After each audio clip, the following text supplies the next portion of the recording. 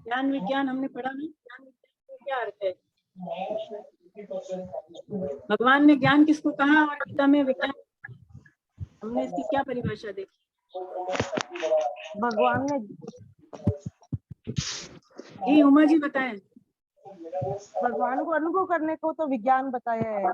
बहुत बढ़िया, जी जी। और ज्ञान? और ज्ञान उनकी भक्ति। भगवान ने क्या बताया कि मान लेना ज्ञान है, हाँ, मान अनुभव लेना कर लेना ज्ञान है और अनुभव करना विज्ञान है। ज्ञान है। बहुत अच्छा। जैसे हम जो है याद रखें छोटी छोटी बातें, अपने बुक में टिक वो कर लें, हम इससे याद रहेंगे। चलिए तो हम लोग रिवीजन करते हैं पहले। तो इस अध्याय का नाम है राज विद्या राजगुह्य योग।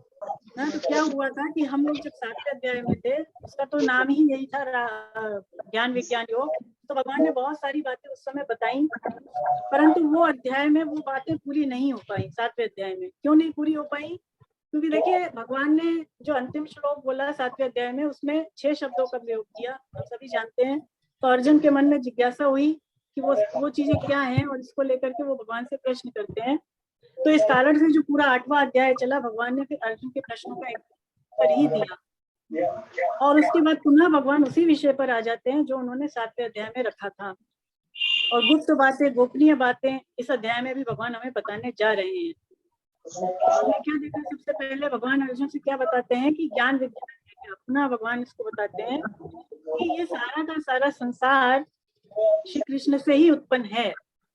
सारा जो हमें दिखाई दे रहा है संसार, वो भगवान से ही उत्पन्न है। इसको यदि केवल मान लेते हैं तो इसको भगवान ने ज्ञान कहा। विज्ञान किसको कहा? कि जब हम इस चीज को अपने अनुभव में ले आए, जब हमें वास्तविकता जो है वो महसूस होने लग जाए, जब हम इसको जो एक्सपीरियंस करने लग जाएं, तब भगवान ने उस चीज को विज्ञान कहा। भगवान कहते हैं कि जिनकी दृष्टि में देखिए संसार है, संसार को जो मान रहे हैं कि संसार है, तो उनके लिए तो संसार में मैं हूँ और मेरे में ही संसार है। और जिनकी दृष्टि में संसार है ही नहीं, केवल कृष्ण ही कृष्ण है ना, तो वो संसार को मेरा ही स्वरूप मानते हैं, संसार को मेरे में नहीं मानते हैं, अथवा मेरे को संसार में नहीं मान करके संसार को वो भगवत स्वरूप ही देखते हैं। ऐसे वो लोग होते हैं। आगे भगवान ने ये बताया कि इस संसार को बनाने वाला, यानी कि सृष्टि की रचना करने वाला, इसका पालन करने वाला और इसका जो है भरण पोषण करने वाला भी मैं ही हूँ। ऐसा भगवान ने इस अध्याय में बताया।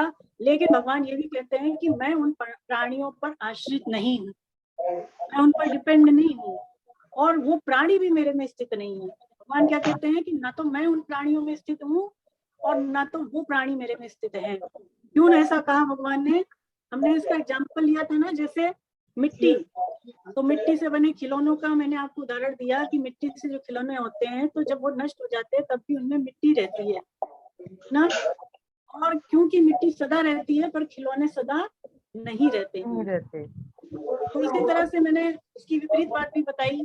तात्पर्य यही निकला कि मिट्टी में बर्तन होते हुए भी बर्तनों में मिट्टी नहीं है ना। इसी तरह से भगवान भी संसार में स्थित होते हुए भी इस संसार में स्थित नहीं भी है, ऐसा भगवान कहते हैं।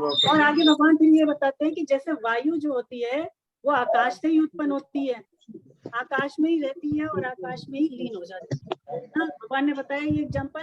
तो ऐसे ही भगवान श्री कृष्ण कहते हैं ये सारा का सारा संसार मेरे में ही रहता है, यानी मेरे से ही उत्पन्न होता है, मेरे में ही स्थित रहता है और मेरे में ही आखिरी में लीन हो जाता है। यानी सत्ता केवल भगवान की है, ना तो संसार की सत्ता है और ना प्राणियों की सत्ता है। तो ऐसा कहकर भगवान कहते हैं कि सब कुछ मैं ही हूँ।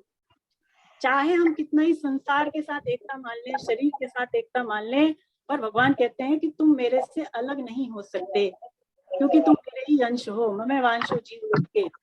और चाहे मेरे से कितने आपको अलग मान लो, तब भी तुम मेरे से अलग नहीं हो सकते। तो दोनों बातें हैं। भगवान कहते हैं कि ये सारा का सारा जो संसार दिखाई दे रहा है, परा और अपरा के संयोग से उत्पन्न हुआ है। परा प्रकृति क्या है बताएं? परा प्रकृति किसको कहा भगवान ने गीता में? तो उनका चेतन अंश है, जो हम स्वयं है ना, आत्मा, उसको भगवान ने क्या कहा? परा प्रकृति। और अपरा प्रकृति क्या है? परा प्रकृति जड़ है, यानी शरीर संसार, है ना। ये जो 8 भेदों वाली की अपरा प्रकृति है और भगवान की जो परा प्रकृति है वो जीव जगत का अंश है। तो भगवान कहते हैं कि ये जो सारा का सारा जो संसार दिखाई दे रहा है वो परा और अपरा प्रकृति के संयोग से ही उत्पन्न हुआ है।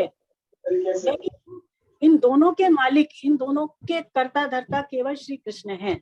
परा और अपरा के जो स्वामी हैं वो केवल और केवल श्री कृष्ण ही हैं। भगवान आगे ये भी कहते हैं कि इस सृष्टि रचना रूपी कर्म को करते हुए मैं उदासीन की तरह रहता हूँ, उदासीन की तरह रहता हूँ, इसलिए ये कर्म मुझे यानी जब सब कुछ भगवान ही है, ऐसा एक और ये भी आया कि जब सब कुछ भगवान ही है तो भगवान उदासीन होंगे किसी उदासीन नहीं हो सकते। और उदासीन क्यों है? क्योंकि भगवान की उन कर्मों में देखिए आसक्ति नहीं है। भगवान ने इतनी बड़ी सृष्टि बना दी। देखिए म्यूट हो जाए, मैं म्यूट कर रही हूँ।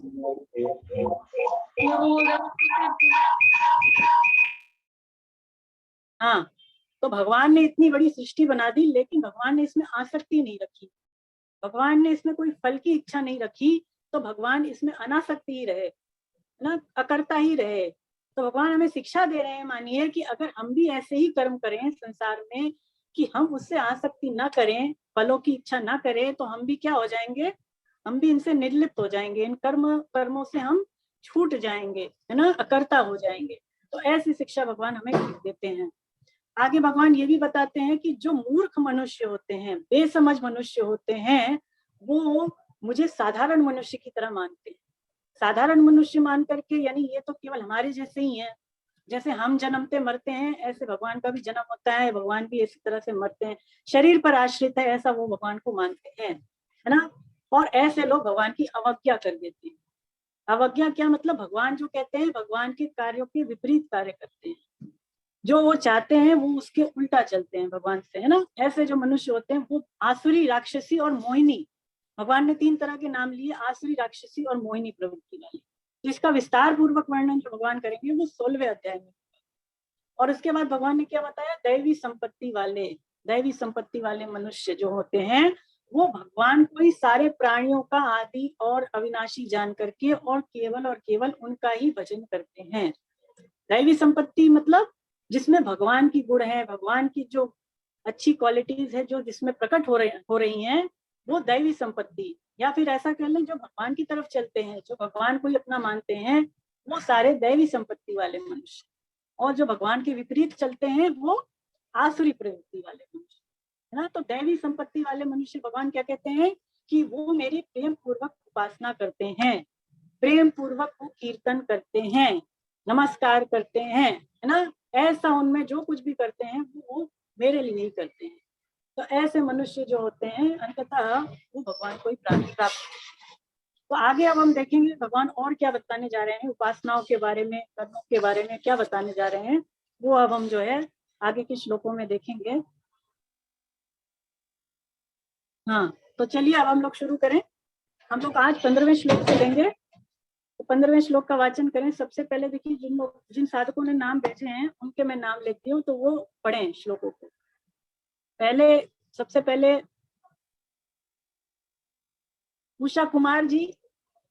Yes madam. हाँ, आप पढ़ें पहले। आप हर बार जो है बाद की वजह से आपका पढ़ना रह जाता है, तो आप ही पढ़ें। 15वां श्लोक पढ़ें, 9वें अध्याय का 15वां श्लोक।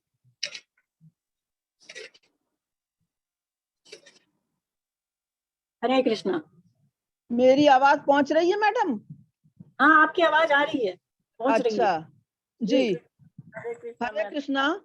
हरे कृष्णा जी। दूसरे साधक ज्ञान यज्ञ के द्वारा एकाकी भाव से, अभेद भाव से मेरा पूजन करते हुए मेरी उपासना करते हैं, और दूसरे भी कई साधक अपने को पृथक मानकर चारों तरफ मोह वाले मेरे विराट रूप की अर्थात संसार को मेरा विराट रूप मानकर सेव्य सेवक भाव से मेरी अनेक प्रकार से उपासना करते हैं।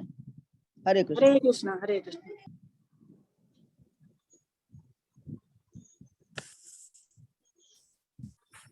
हरे कृष्णा। हरे कृष्णा। तो भगवान यहाँ पर क्या कह रहे हैं, देखिए उपासना के बारे में भगवान बता रहे हैं। देखिए उपासनाएं जो होती हैं वो अलग अलग प्रकार की होती हैं। कैसी कैसी उपासनाएं होती हैं, भगवान इसका वर्णन कर रहे हैं इस श्लोक में। भगवान कह रहे हैं कुछ साधक जो होते हैं वो ज्ञान यज्ञ के द्वारा एक ही भाव से पूजन करते हैं। पूजन करते हैं अर्थात पूजा के रूप में उपासना करते हैं। एक ही भाव से उपासना करने का क्या मतलब है? देखिए, जो ज्ञान योगी होते हैं वो ये मानते हैं, पहले भी चर्चा हुई, कि संसार सत्ता नहीं है। संसार में जो परमात्मा है उसकी, वो उस चीज को मानते हैं और वो निराकार स्वरूप को मानते हैं। मतलब परमात्मा के दो रूप हैं, साकार और निराकार।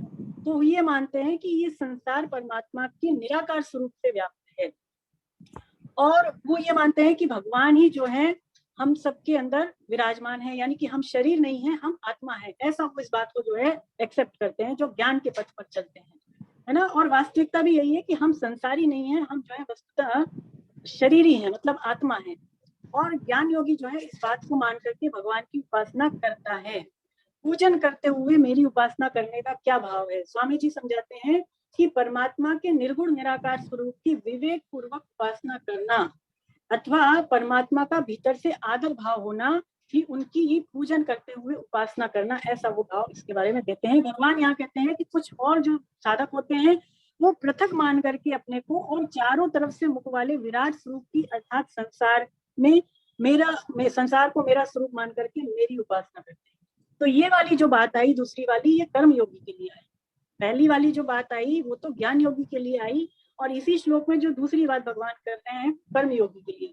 तो देखिए, कर्म योगी क्या मानता है कि ये संसार भगवान का ही स्वरूप है, ऐसा मान करके, और वो अपने आप को इसकी सेवा में लगा देता है, यानी तन मन धन से वो संसार की सेवा करता है।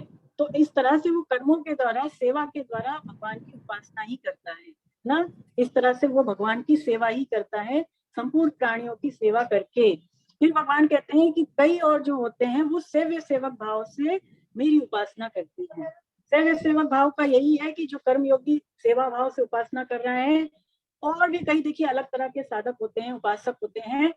स्वामी जी कहते हैं जैसे हम सब लोग जो है भोजन करते हैं, तो भोजन के जो पदार्थ होते हैं वो भिन्न भिन्न होते हैं, है ना। एक ही जैसा भोजन थोड़ी करते हैं, अलग अलग तरह से भोजन करते हैं, लेकिन सबकी भूख एक जैसी ही होती है।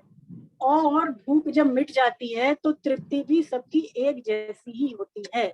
लेकिन देखिए, भोजन की जो वैरायटी है, जो भोजन के पदार्थ हैं, उसमें सबकी रुचि अलग अलग होती है, सभी की अलग अलग होती है। ऐसे ही स्वामी जी कहते हैं कि वास्तव में हमें जो तृप्ति मिलती है वो संसार से नहीं मिलती है।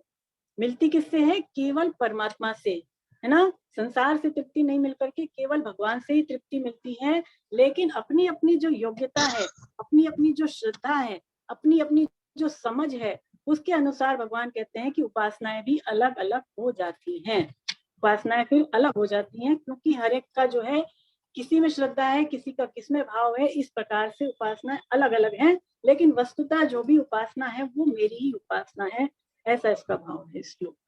चलिए आगे बढ़े, 16 और 17 श्लोक पढ़ें। उषा कुमार जी, उषा कुमार जी अनम्यूट हैं आप। 16वां श्लोक पढ़ें।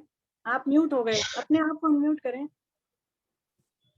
क्रतु मैं हूँ, यज्ञ मैं हूँ, स्वधा मैं हूँ, औषध मैं हूँ, मंत्र मैं हूँ, घृत मैं हूँ, अग्नि मैं हूँ, और हवन रूप क्रिया भी मैं हूँ। इस संपूर्ण जगत का पिता, धाता, माता, पितामह, जानने योग्य पवित्र ओंकार, ऋग्वेद, सामवेद और यजुर्वेद भी मैं ही हूँ। हरिओम। हरे कृष्ण, हरे कृष्ण। हरे कृष्ण। देखिए, भगवान यहाँ पर बता रहे हैं कि सारी जो है, सारे रूपों में वही प्रकट है ना। जैसे आपकी पुस्तक में हर एक चीज की देखिए डेफिनेशन आई हुई है, परिभाषा आई है कि क्रतु क्या होता है, यज्ञ, स्वधा, औषध, घृत, है ना। ये सारी परिभाषाएं आपकी पुस्तक में है, आप इसको जो है अंडरलाइन कर लें, है ना। इसमें से प्रश्न बन सकते हैं।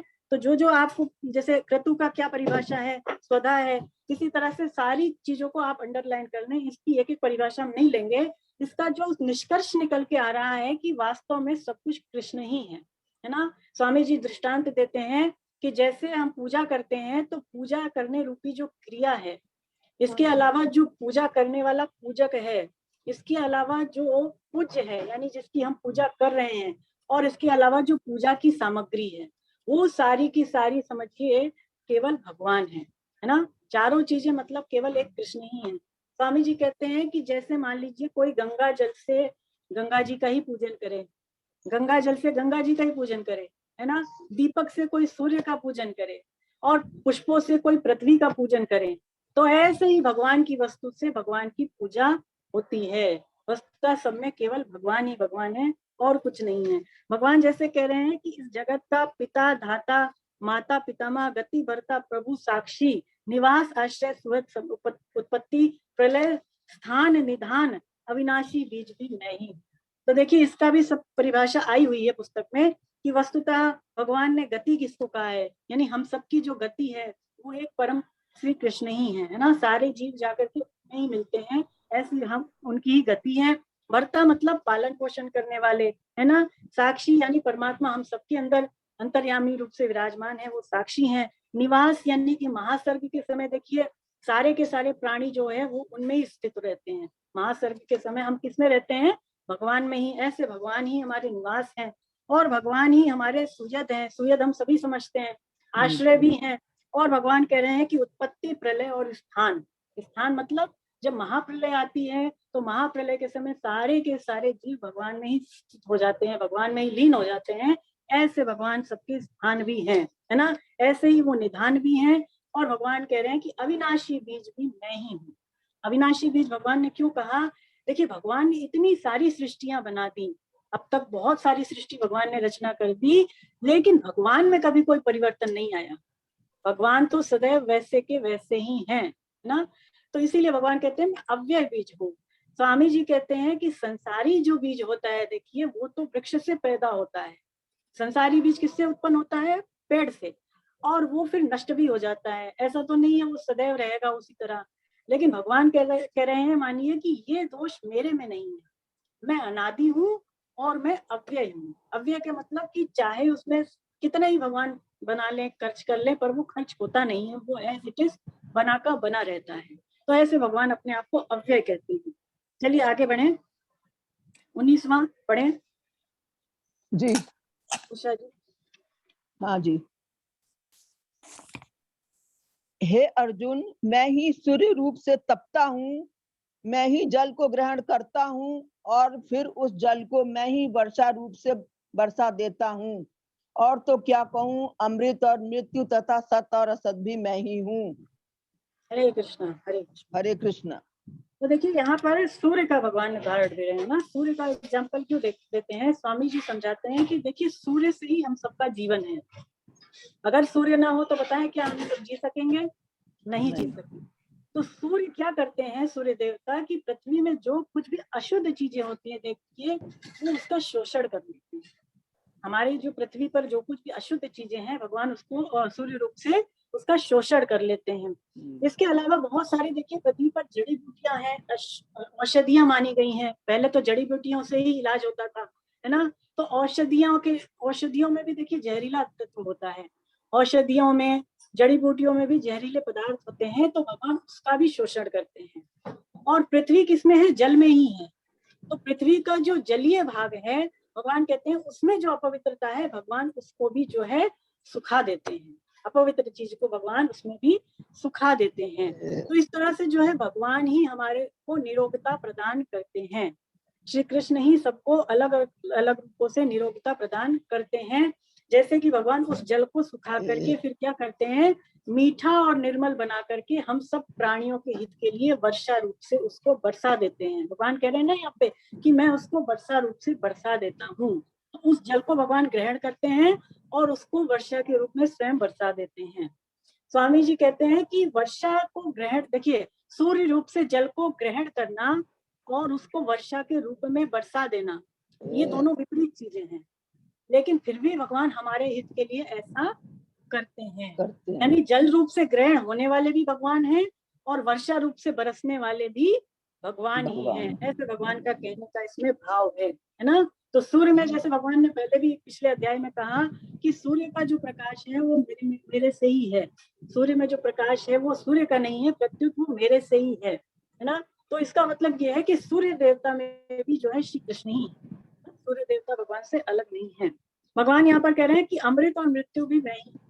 अमृत और मृत्यु में भगवान क्यों कहते हैं कि देखिए, प्राणों का रहना या प्राणों का हमारे से वियोग हो जाना, उसको मृत्यु कहा है। प्राणों का रहना तो अमृत समान है, और प्राण जब शरीर से अलग हो जाते हैं उसी को मृत्यु कहते हैं। तो भगवान ऐसे कह रहे हैं कि वो भी मैं ही हूँ। महात्माओं की दृष्टि में भी भगवान कहते हैं कि सब कुछ मैं ही हूँ। ऐसे ही इस संसार में सत असत भी सब कुछ मैं ही हूँ। मैं ही इस संसार का कारण हूँ और मैं ही इस संसार का कार्य हूँ। कार्य और कारण इस संसार में दोनों ही श्री कृष्ण ही हैं। स्वामी जी कहते हैं कि सब कुछ श्री कृष्ण है, ये मान लेना, ये जो है बात विश्वास कर लेना, ये बहुत ज्यादा तेज बात है ना। ये बहुत ज्यादा जो है दृढ़ बात है। स्वामी जी कहते हैं कि यदि हम सत को माने तो केवल विश्वास है, और यदि सत असत दोनों को मानेंगे तो हमें फिर विवेक की आवश्यकता पड़ेगी। किसकी पड़ेगी? विवेक की आवश्यकता पड़ेगी। क्यों? क्योंकि देखिए, अगर आपको सत असत में भेद करना है तब तो विवेक चाहिए, लेकिन अगर जहां पर असत है ही नहीं, सब कुछ सत ही सत है, वहां पर फिर विश्वास है, वहां पर फिर विवेक की आवश्यकता नहीं है, वहां पर फिर क्या है? विश्वास है। तो सब कुछ श्री कृष्ण है, ये जो विश्वास है ये विवेक से भी ज्यादा तेज है, ऐसा स्वामी जी कहते हैं। और देखिए, ज्ञान योगी जो होता है वो असत के त्याग पर जोर देता है। वो ये मानता है कि ये शरीर संसार क्या है? असत, और ऐसे मान करके असत के त्याग पर वो जोर देता है। और स्वामी जी कहते हैं जितना ही वो असत के त्याग पर जोर देता है, उतना ही उसका असत का भाव दृढ़ होता चला जाता है और ज्यादा दृढ़ होता है। तो असत को जो है, असत का त्याग करने की बजाय उसका निषेध करें, है ना, उसका निषेध करें, यानी कि उसकी उपेक्षा कर दें अथवा उसको जो है इग्नोर कर दें, तो वो ज्यादा ठीक है। लेकिन उससे भी ज्यादा बढ़िया तरीका क्या स्वामी जी बताते हैं कि ऐसा मान लेना कि सब कुछ श्री कृष्ण ही है। ये भाव उससे भी ज्यादा श्रेष्ठ है। शरीर संसार जो है माया है, इसको मान करके अथवा इसकी उपेक्षा कर दें, इसकी बजाय ये मान लेना कि वास्तव में सत असत सब कुछ भगवान ही है, श्री कृष्ण ही है, ऐसा मान लेना ज्यादा श्रेष्ठ है। और देखिए, भक्त यही करता है। भक्त क्या करता है? भक्त ना असत को हटाता है, ना वो असत का निषेध करता है, ना उपेक्षा करता है, प्रत्युत सत असत सब कुछ श्री कृष्ण है, ऐसा वो दृष्टि रखता है। ऐसे उसकी दृष्टि में केवल भगवान ही भगवान है। और वास्तविकता भी यही है कि सत असत सब कुछ भगवान ही है। जैसे भगवान स्वयं कह रहे हैं सत असत सब कुछ मैं ही हूँ, तो वास्तविकता भी स्वामी जी कहते हैं यही है। चलिए अब 20वां श्लोक पढ़े उषा कुमार जी।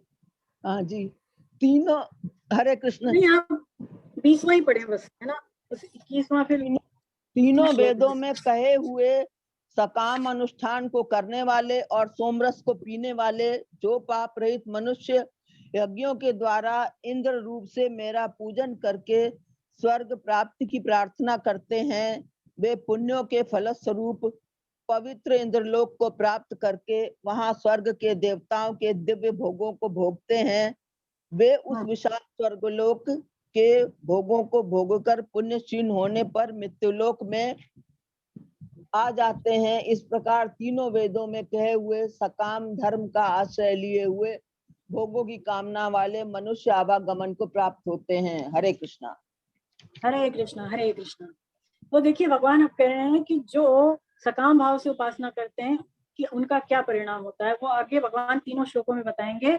यानी 20 से लेकर 25 तक जो श्लोक हैं, भगवान उसमें सकाम उपासना और उसका फल, इसके अलावा निष्काम उपासना के बारे में भी भगवान हमें आगे बताएंगे, निष्काम उपासना और उसका फल, है ना। पहले भगवान क्या कह रहे हैं कि तीनों वेदों में कहे हुए सकाम कर्म को करने वाले, 3 वेद कौन से माने गए हैं? 3 वेद माने गए हैं, ऋग्वेद, सामवेद और यजुर्वेद, है ना, ये 3 वेद माने गए हैं। तो ऐसे जो तीनों वेदों में को मानते हैं, तो फिर वो सकाम अनुष्ठान करते हैं। सकाम अनुष्ठान मतलब फल की इच्छा से वो अनुष्ठान करते हैं। सोम रस पीने वाले, सोम रस कौन पीते हैं? स्वामी जी बताते हैं कि देखिए, हम लोग जानते ही हैं कि शुक्ल पक्ष में चंद्रमा की जो कलाएं हैं वो बढ़ती हैं, और कृष्ण पक्ष में क्या होता है कि चंद्रमा की जो कलाएं हैं वो घटती हैं।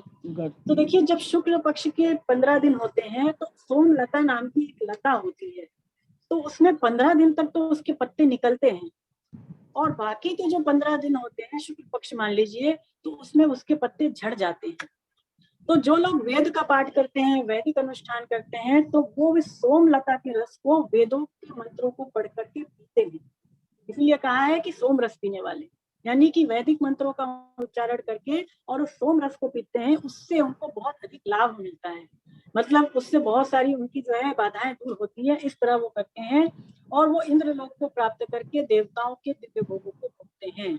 स्वामी जी इसका भाव ये देते हैं कि देखिए, प्रायः संसारी मनुष्य क्या करते हैं कि वो यहाँ के भोगों को भोगने में ही लगे रहते हैं कि भाई यहाँ की चीजें मिल जाए मुझे, लेकिन कुछ जिनकी बुद्धि विशेष होती है वो ये सोचते हैं कि वेदों में जो सकाम कर्म है हम उनको करें, क्योंकि उसको करने से क्या होगा कि ऊंचे ऊंचे लोगों की प्राप्ति हो जाएगी, स्वर्ग आदि लोगों की प्राप्ति हो जाएगी। तो फिर वो यहाँ के भोगों को छोड़ करके और स्वर्ग आदि लोगों के भोगों को पाने के लिए लालायित हो उठते हैं, और वहां के भोगों को भोगने के लिए वो क्या करते हैं, सकाम कर्म करते हैं, यानी कि सकाम भाव से वो यज्ञ आदि अनुष्ठान फिर करते हैं।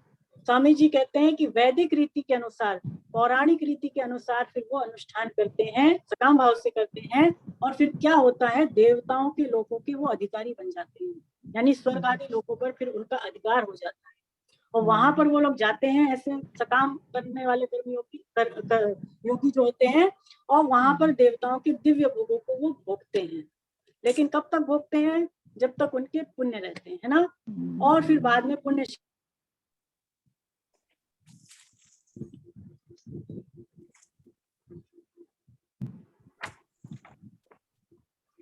आ जाते हैं, जो कि भगवान अगले श्लोक में। तो देखिए वहां पर जो भोग होते हैं स्वर्ग आदि लोगों में, वो भोग यहाँ के भोगों की अपेक्षा बड़े विलक्षण माने गए, है ना। जैसे कि ऐसे सुनने में आता है कि स्वर्ग आदि जो लोग हैं वहां पर हमें भूख प्यास नहीं लगती है, ऐसा कहते हैं, वहां पर बीमारी भी नहीं होती है, और वहां पर देखिए कोई चीज मतलब किसी भी चीज की परेशानी नहीं है आपको, है। ऐसे वो स्वर्ग आदि लोग होते हैं, तो हम ये सोचते हैं कि भाई वहीं की प्राप्ति के लिए क्यों ना कर्म करने लग जाए। लेकिन एक बात जरूर है कि वहां पर जाने पर भी देखिए परेशानी है। परेशानी कैसे है कि देखिए यहाँ पर तो अगर किसी के पास कोई चीज कम है तो वो पुरुषार्थ करके उस चीज को अर्जित कर सकता है। मान लीजिए किसी के पास बहुत बड़ी कोठी है, अब किसी के पास नहीं है, तो वो क्या करेगा, धन कमाएगा, पुरुषार्थ करेगा, तो एक कोठी वो बना सकता है। लेकिन स्वर्ग आदि लोकों में देखिए जितने पुण्य है उतना ही भोग भोगने को मिलेगा। वहां पर भी ऐसा होता है कि किसी को तो कम भोग भोगने को मिल रहे हैं, किसी को ज्यादा मिल रहे हैं, तो आप कुछ कर नहीं सकते, क्योंकि जितने आपके पुण्य हैं उतने ही भोग आपको मिलेंगे, ना अधिक ना तो कम, है। तो वहां पर भी लोग जो ये सोचते हैं भाई ये तो मेरे से ज्यादा भोग भोग रहा है, तो ऐसा क्यों, क्योंकि उसके पुण्य उतने ही है। तो इसका मतलब शांति जो है वो स्वर्ग में भी नहीं है ना, ऐसी बात।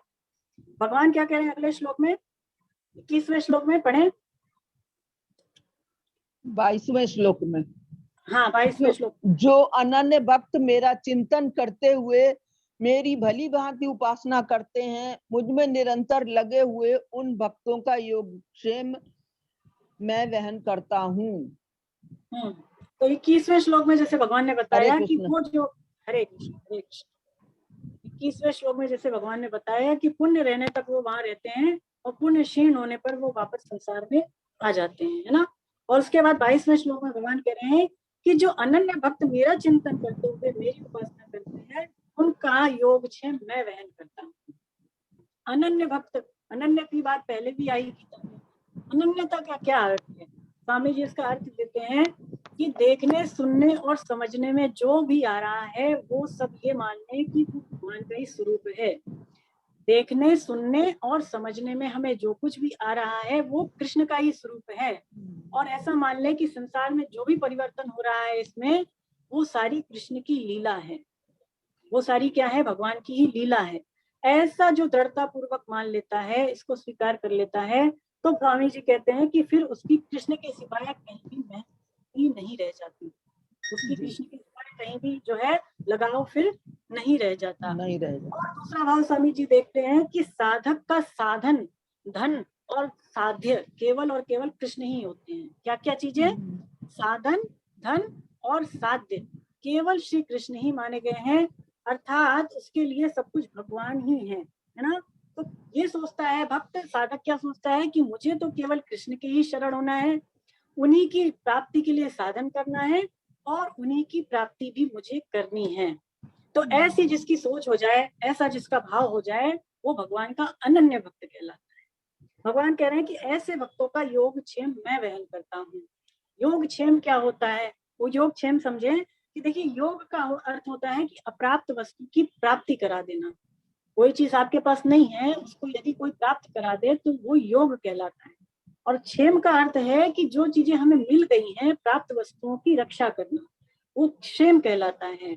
तो ये भगवान कह रहे हैं कि जो अनन्य भक्त होते हैं उनका योगक्षेम मैं स्वयं वहन करता हूँ, है ना। यानी स्वामी जी कहते हैं कि यदि भक्त की भक्ति देखिए बढ़ती हो किसी चीज से, तब तो भगवान क्या करेंगे कि जो चीजें उसके पास हैं, जो प्राप्त वस्तुएं हैं, भगवान उसकी बढ़ोतरी करेंगे, है ना, उसकी रक्षा करेंगे। लेकिन भक्त की भक्ति में यदि कोई चीज बाधक होगी तो भगवान उसको भक्त से दूर कर देंगे, है ना। क्योंकि भगवान श्री कृष्ण जो है वो हमारा हित ही देखते हैं, वो ये नहीं देखते हैं कि इसको कितनी खुशी मिल रही है, अभी तो किसमें हमारा कल्याण है, भगवान इसको देखते हैं। और भक्त भी देखिए यही मानता है, चाहे जीवन में उसके अनुकूल परिस्थिति आए या प्रतिकूल परिस्थिति आए, वो दोनों ही परिस्थितियों को भगवान की कृपा के रूप में ही देखता है। वो ये सोचता है प्रतिकूलता आती है तो भी कि ये परिस्थिति भगवान ने केवल और केवल मेरे कल्याण करने के लिए भेजी। ऐसी भक्त की भी केवल भगवान के प्रति सोच होती है ना। तो भगवान कह रहे हैं योग क्षेम। इसका दूसरा भाव स्वामी जी ये भी देते हैं कि योग का अर्थ हमने गीता में जाना कि हमारा जो कृष्ण के साथ संबंध है, उसको ही योग कहा। और क्षेम का अर्थ स्वामी जी देते हैं कि जीव का कल्याण। तो यानी जब हमारा भगवान के साथ योग हो जाएगा तो भगवान स्वतः ही हमारा कल्याण कर देंगे, फिर हमें प्रयत्न नहीं करने पड़ेगा, भगवान स्वतः ही कर देंगे। भगवान कह रहे हैं मैं वहन करता हूँ। स्वामी जी कहते हैं कि जैसे एक माता अपने पुत्र की या पुत्री की जरूरत की चीजें देने में खुश होती है कि भाई इसको ये दिला दूं क्योंकि इसको जरूरी है, तो ऐसे ही अनन्य भक्त की जो जरूरी चीजें हैं, जो अप्राप्त चीजें हैं, भगवान भक्त को दिलाने में प्रसन्न होते हैं। माता की तरह उन्हें भक्त को देने में प्रसन्नता होती है, खुशी होती है। तो ऐसे भगवान कह रहे हैं कि मैं वहन करता हूँ। चलिए अब आगे बढ़ते हैं। अब जो है उषा जी आप रुक जाएं, उर्मिला जी को मैं निवेदन करूंगी जी। उर्मिला गुप्ता जी, अपने आप को अनम्यूट करें। हरे कृष्णा मैडम। हरे कृष्णा। हाँ पढ़िए। हे कुंती नंदन।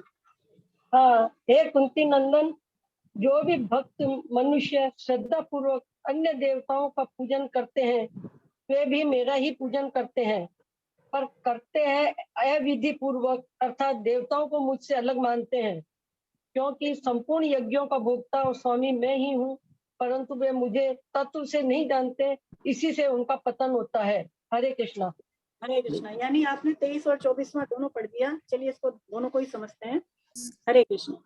तो देखिए भगवान कह रहे हैं कि जो भक्त श्रद्धा पूर्वक अन्य देवताओं की उपासना करते हैं वो भी मेरी ही पूजा करते हैं, ऐसा भगवान कह रहे हैं। मतलब क्या है कि यदि मान लीजिए हम किसी भी देवी देवता की उपासना कर रहे हैं तो भगवान कह रहे हैं कि ये मेरी उपासना है। ऐसा क्यों? क्योंकि भगवान के सिवाय तत्व से और कुछ भी नहीं है। देवी देवताओं की भी सत्ता नहीं है, भगवान की सत्ता है। तो स्वामी जी कहते हैं क्योंकि परमात्मा के सिवा तत्व से कुछ है ही नहीं, इसीलिए देवी देवताओं की उपासना करना भी भगवान की उपासना हुई। लेकिन वो करते हैं अविधि पूर्वक। अविधि पूर्वक क्यों? क्योंकि देखिए वो मनुष्य जो देवी देवताओं की उपासना करते हैं वो भगवान श्री कृष्ण को देवी देवताओं से अलग मानते हैं। लेकिन देवी देवताओं में भी कौन है? श्री कृष्ण ही है ना। तो ऐसे देवी देवताओं को भगवान से अलग मान करके उपासना करना ही अविधि पूर्वक उपासना करना है। स्वामी जी कहते हैं कि इसका निष्कर्ष ये निकलता है कि यदि हम किसी भी देवी देवता की पूजा करें अथवा किसी मनुष्य की भी करें अथवा पितर की भी करें, उसको यदि भगवत स्वरूप मान करके करें, भगवान का ही रूप मान करके करें और निष्काम भाव से करें, तो इससे भगवान श्री कृष्ण की ही उपासना मानी जाएगी और उससे हमें भगवत प्राप्ति भी हो जाएगी। लेकिन इसके विपरीत स्वामी जी कहते हैं कि यदि उपास्य के रूप में आपके सामने साक्षात श्री कृष्ण ही क्यों ना हो, यानी आप श्री कृष्ण को ही सामने रख के पूजा कर रहे हैं, लेकिन अगर आपके मन में थोड़ी सी भी कामनाएं हैं तो फिर आप भगवान के अर्थार्थी भक्तों की श्रेणी में आ जाएंगे, जिसको भगवान ने 7वें अध्याय में क्या कहा था? बड़ा ही उदार कहा था ना। तो इसका मतलब यह है कि सकाम भाव होने से ही पतन होता है। गीता में कामना का जगह जगह पर निषेध बताया है, कामना ही मनुष्य की शत्रु है। तो इसका मतलब सकाम भाव रख करके ही पूजा करते हैं जब किसी का, तो उसी से हमारा पतन होता है, उसी से बाधा है। निष्काम भाव रख करके पूजा करें, किसी की भी, कृष्ण की करें अथवा किसी और की करें, तो उससे फिर हमारा कल्याण है। स्वामी जी कहते हैं कि यद्यपि सारी की सारी उपासनाएं जिनकी भी हम करते हैं, किसी की भी कर रहे हैं, तो वो कृष्ण की भी उपासनाएं मानी जाती है, लेकिन उपासक जो होता है उसको जो फल मिलता है वो अपनी अपनी भावना के अनुसार ही मिलता है ना। तो इसका मतलब यह है कि जैसी भावना होगी वैसे ही कर्म माने जाएंगे और उसी के अनुसार हमें फल भी प्राप्त होगा। यहाँ पर भगवान अगले श्लोक में कह रहे हैं 24वें में कि संपूर्ण यज्ञों का भोक्ता और स्वामी भी मैं ही हूँ ना। दोनों बात भगवान कह रहे हैं। तो स्वामी जी समझाते हैं कि कृष्ण की तरफ जब हम चलते हैं तो उसमें दो मुख्य बाधाएं आती हैं। दो मुख्य बाधाएं क्या है कि अपने आप को ही हम संपूर्ण चीजों का भोक्ता मान लेते हैं, है ना, यानी मैं ही भोगने वाला हूँ, और अपने आप को सारी चीजों का, सारी चीजें जो हमने इकट्ठी कर रखी है, संग्रह कर रखा है, उसका हम अपने आप को मालिक मान लेते हैं। ये दोनों मुख्य बाधाएं स्वामी जी कहते हैं, है ना। देखिए, जब कोई मनुष्य भगवान से विमुख हो जाता है, कृष्ण से विमुख हो गया, तो फिर उसकी बुद्धि देखिए उल्टी हो गई, है ना। उल्टी यानी विनाश काले विपरीत बुद्धि, ऐसी कहावत भी है। तो इसका मतलब भगवान से विमुख होने से बुद्धि जो है उल्टी हो जाती है और मनुष्य फिर भगवान में न लग करके भोग और ऐश्वर्य में ही लग जाता है। ऐसा लगता तो है कि हम भोगों को भोग रहे हैं, भोगों से हमको खुशी मिल रही है, लेकिन वस्तुतः स्वामी जी कहते हैं कि हम बन जाते हैं उन भोगों के दास हैं। मतलब हम अपने आप को समझते हैं कि हम उनके मालिक हैं और हम ही हमको भोगने वाले हैं, लेकिन वास्तविकता क्या है कि हम उनके गुलाम बन रहे हैं उन चीजों के, है। तो ये वास्तविकता है। तो ऐसा मानते हैं अगर कि भगवान ही इन चीजों के मालिक हैं, भगवान ही इन सबके भोक्ता है, करता धरता है, तो फिर देखिए स्वामी भगवान कहते हैं कि ये इससे इसका जो है पतन नहीं होता, ये इसके उद्धार की सामग्री बन जाता है।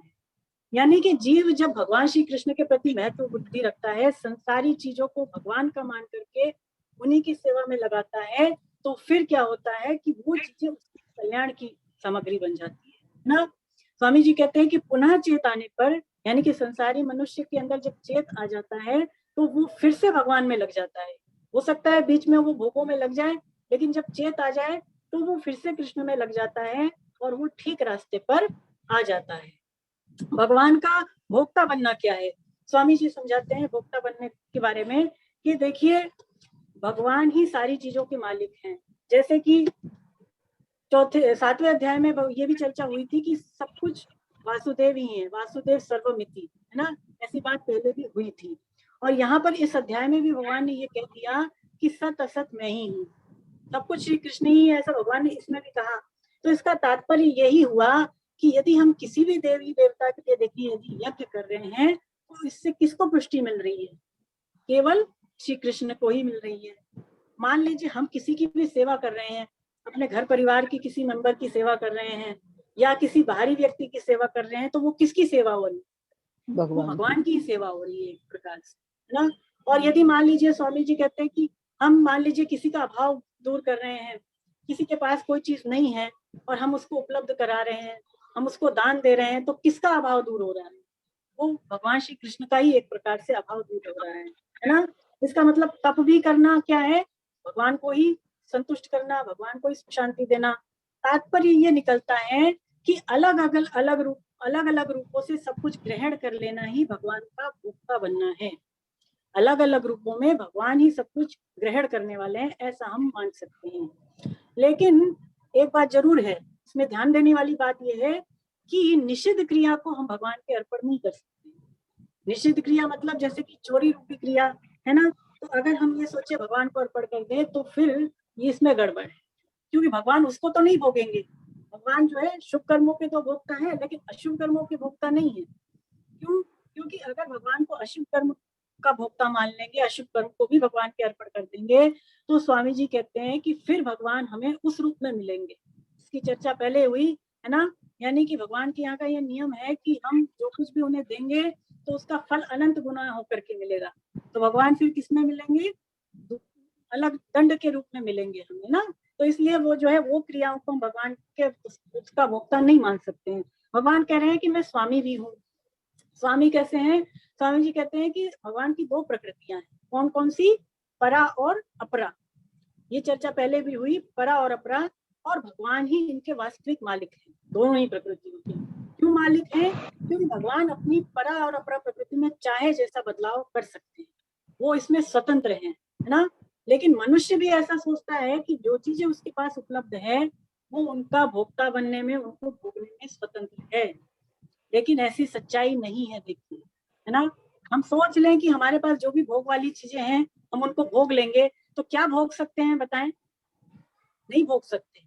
यदि हमारे प्रारब्ध में है वो चीज, तब तो हम उस चीजों का भोग कर सकते हैं, और प्रारब्ध में नहीं है तो चीजें पास में होते हुए भी हम उसका भोग नहीं कर सकते। उदाहरण के लिए मान लीजिए आपको कोई बीमारी है और बहुत अच्छी आपके सामने मिठाई है, क्या आप उसको खा सकते हैं? नहीं खा पाएंगे। क्यों? क्योंकि आपको बीमारी है, मीठा खाने से मना है। तो इसका मतलब ये है कि प्रारब्ध में है चीजें तब तो व्यक्ति भोग सकता है, अपने आप को भोगता मानता तो है, पर उसका ये मानना केवल झूठा है ना, वास्तविक नहीं है। उसका ये जो मानना है बनावटीपन है। लेकिन भगवान जो है उनकी जो स्वतंत्रता है वो वास्तविक है। स्वामी जी कहते हैं कि वो चाहे अपने संसार में कैसा ही परिवर्तन कर दें, वो इसके मालिक हैं। यही भगवान का मालिक बना है ना, कि भगवान की जो स्वतंत्रता है वो वास्तविक है, और वो चाहे इस परा और अपरा प्रकृति में जैसा भी परिवर्तन करना चाहे वो कर सकते हैं। यही भगवान का मालिक बनना है। देखिए, जब हम लोग 5वें अध्याय में थे तब वहां पर भगवान ने एक बात कही थी। 5वें अध्याय के अंत में क्या कहा था भगवान ने? कि जो मुझे संपूर्ण यज्ञों का और तपों का भोक्ता मानता है वो परम शांति को प्राप्त होता है, ऐसा कुछ कहा था भगवान ने। और यहाँ पर भगवान क्या कह रहे हैं कि जो मुझे यज्ञों का तपों का भोक्ता नहीं मानता है, स्वामी नहीं मानता है, उसका पतन हो जाता है। इससे क्या अर्थ निकलता है, क्या निष्कर्ष निकलता है? कि जीव का जो पतन होता है वो केवल अपने आप को भोक्ता मानने से होता है ना। यदि हम भगवान को ही संपूर्ण शुभ कर्मों का भोक्ता मान लें तो स्वामी जी कहते हैं कि फिर हमारी भोग इच्छा ही समाप्त हो जाएगी, और भोग इच्छा के समाप्त हो जाने पर परम शांति स्वतः ही हमारे अंदर आ जाएगी। तो इसका मतलब भगवान को ही संपूर्ण चीजों का स्वामी और भोक्ता मानना चाहिए। चलिए आगे बढ़े मैडम।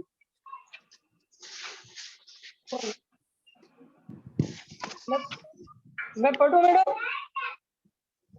हाँ पढ़े आप। मैं ही पढ़ूं? आप ही पढ़े, अभी तो आपने एक ही 2 ही श्लोक पढ़े हैं ना, पढ़े आप। सकाम भाव से देवताओं का पूजन करने वाले शरीर छोड़ने पर देवताओं को प्राप्त होते हैं। पितरों का पूजन करने वाले पितरों को प्राप्त होते हैं। भूत प्रेतों का पूजन करने वाले भूत प्रेतों को प्राप्त होते हैं, परंतु मेरा पूजन करने वाले मुझे ही प्राप्त होते हैं। हरे कृष्णा। हरे कृष्णा हरे कृष्णा। देखिए, भगवान अब और भी खुलासा कर रहे हैं कि देवी देवताओं का पूजन अथवा और भी लोगों का पूजन करने से क्या होता है। तो देखिए, स्वामी जी समझाते हैं कि जब कोई मनुष्य भगवान को नहीं मानता है अथवा भगवान के विपरीत चलता है तो फिर वो किसकी शरण हो जाता है? वो देवी देवताओं की शरण हो जाता है ना। और वेदों में कहे हुए विधि विधान के अनुसार वो देवी देवताओं की उपासना करता है, देवी देवताओं के परायण रहता है ना, अनुष्ठान करता है। और इससे होता क्या है कि ज्यादा से ज्यादा देवी देवता जो होते हैं वो उसको अपने लोकों में ले जाते हैं। जो उनके स्वर्ग आदि लोग हैं वो देवी देवता उसको वहां पर ले जाते हैं। इससे ज्यादा और कुछ नहीं होता। और वो लोग कैसे हैं हमने पहले ही जान लिया कि वो पुनरावर्ती वाले, वो देवी देवता के जो लोग हैं वो पुनरावर्ती वाले हैं, यानी वहां से वापस आना पड़ता है। इसी तरह से भगवान कह रहे हैं कि पितरों का पूजन करने वाले अथवा जो देवताओं का पूजन करने वाले पितरों का, तो इसी तरह से स्वामी जी कहते हैं कि जो लौकिक सिद्धि चाहते हैं, मतलब लौकिक सिद्धि का मतलब कि यहाँ पर बहुत सारा रुपया पैसा मिल जाए, नाम हमारा हो जाए, है ना, ऐसी ऐसी हमारे पास बहुत सारी जमीनें हो जाए, आदि आदि चीजें हो जाए, तो ऐसे जो लौकिक सिद्धि चाहते हैं ऐसे मनुष्य जो होते हैं वो फिर देवी देवताओं की शरण ना होकर के पितरों को अपना इष्ट मान लेते हैं। पितरों को इष्ट क्यों मान लेते हैं? क्योंकि देखिए, पितर जो है पितर लोक में वो भी हमारी कामनाओं की पूर्ति करते हैं, है ना। तो ऐसे कुछ मनुष्य होते हैं जो यहाँ की देवी देवताओं को छोड़ करके फिर पितरों में, जो पितर लोक के पितर हैं उनकी उपासना करते हैं, और फल स्वरूप क्या होता है, अधिक से अधिक वो पितर लोक में ही जाते हैं।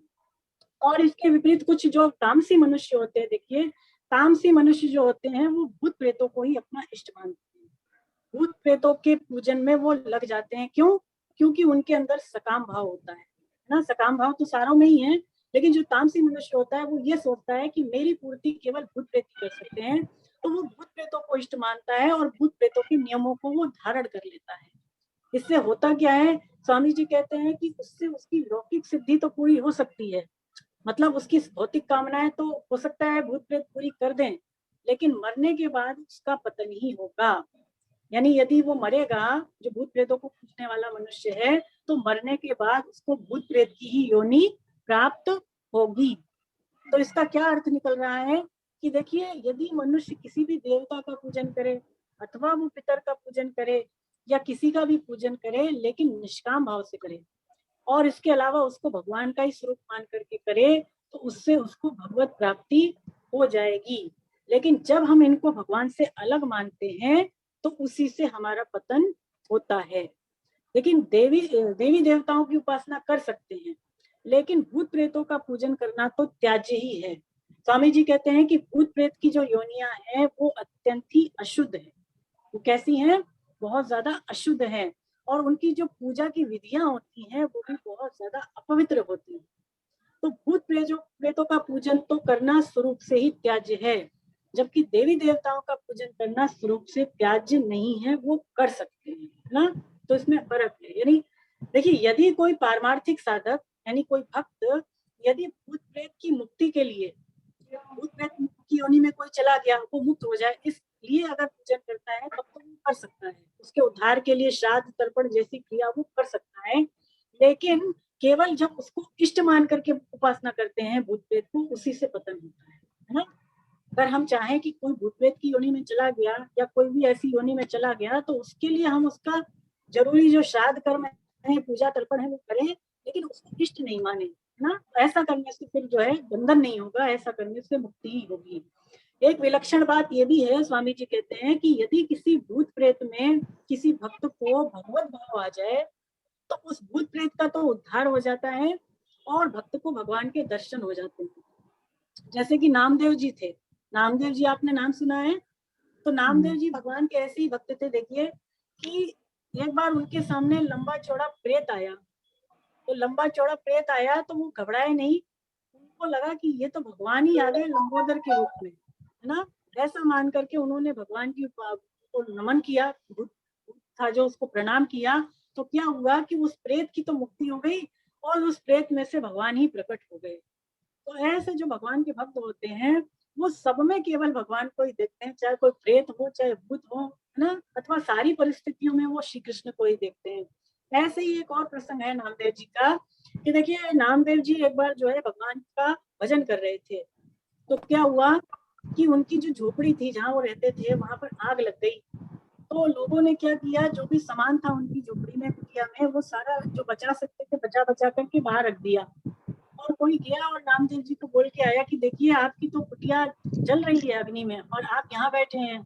तो नामदेव ने जो है जरा भी जो है चिंता नहीं दिखाई, वो बोले कि हो रहा है जो होने दो, भगवान ही है जो इनकी इच्छा से ही हो रहा है। तो उन्होंने ये समझा नामदेव जी ने कि अग्नि के रूप में भी कौन आ गए, केवल भगवान ही आ गए। और वो क्या करने लग गए कि जो चीजें लोगों ने बचा करके रखी थी अपनी उनकी, वो उनको उसी झोपड़ी में डालने लग गए वापस से, है ना। कहते हैं कि भगवान अगर झोपड़ी को नहीं बचाना चाहते, नष्ट करना चाहते, तो मैं क्यों इसमें बाधा बनूं, मैं भी इसमें उनकी मदद कर देता हूँ। तो उठा उठा के जो सामाने रखे थे वापस, वो भी उसमें वो डालने लग गए। तो लोगों को बड़ा आश्चर्य हुआ कि ये क्या कर रहे हैं। तो झोपड़ी तो जितनी जलनी थी जल गई। नामदेव जी क्या हुआ, फिर वो पेड़ के नीचे सो गए रात में। और देखिए भगवान तो सबकी बात जानते हैं, अंतर्यामी है। तो भगवान ने क्या की कि रातों रात उनकी फिर से वो झोपड़ी बना दी। और जब वो सुबह उठे तो ऐसी विलक्षण कुटिया उनको देखने को मिली कि जैसी उसकी छत थी, जैसे उसमें छज्जा लगा था, तो वैसा किसी और का गांव भर में था नहीं। तो लोग आए और कहने लगे कि भाई आपकी कुटिया तो इस तरह से ध्वस्त हो गई थी रात में पिछले दिन, तो अब कैसे वापस आई। तो बोले कि देखिए करने वाले सब परमात्मा हैं। एक स्त्री थी, उसने ये कहा कि जिसने भी आपकी ये कुटिया ऐसे बनवाई है, मतलब सजाई है, उसका आप मुझे नाम दे दो, मेरे को बता दो, मैं उससे काम करवा के उसको मजदूरी दे दूंगी। तो बोले कि वो करने वाला तो कोई और ही है, हैं? तो उसकी मजदूरी आप क्या दोगे, वो तो साक्षात परम ब्रह्म है, भगवान है, और उसकी मजदूरी तो केवल प्रेम ही है। यानी जब सबसे हट करके भगवान में लगते हैं, प्रेम करते हैं, भगवान का भजन करते हैं, तब जाकर के वो भगवान हमें मिलता है। और तब जाकर के वो ऐसे विलक्षण कार्य करते हैं, है ना। तो भक्त ऐसे ही होते हैं कि वो सब परिस्थितियों में केवल कृष्ण को देखते हैं, और कोई भी व्यक्ति उनके सामने आ जाए, कोई भी चीज आ जाए, तो भी वो उसमें केवल और केवल भगवान के ही दर्शन करते हैं। ऐसे नामदेव जी की और भी प्रसंग है, आप कभी पढ़ें तो आपको आनंद आएगा। चलिए अब उर्मिला जी आप रुक जाएं, और अब शशि जी से मैं निवेदन करूंगी कि आगे के श्लोक को पढ़ें। शशि भिवानी जी। हरे कृष्णा मैम। हरे कृष्णा मैम।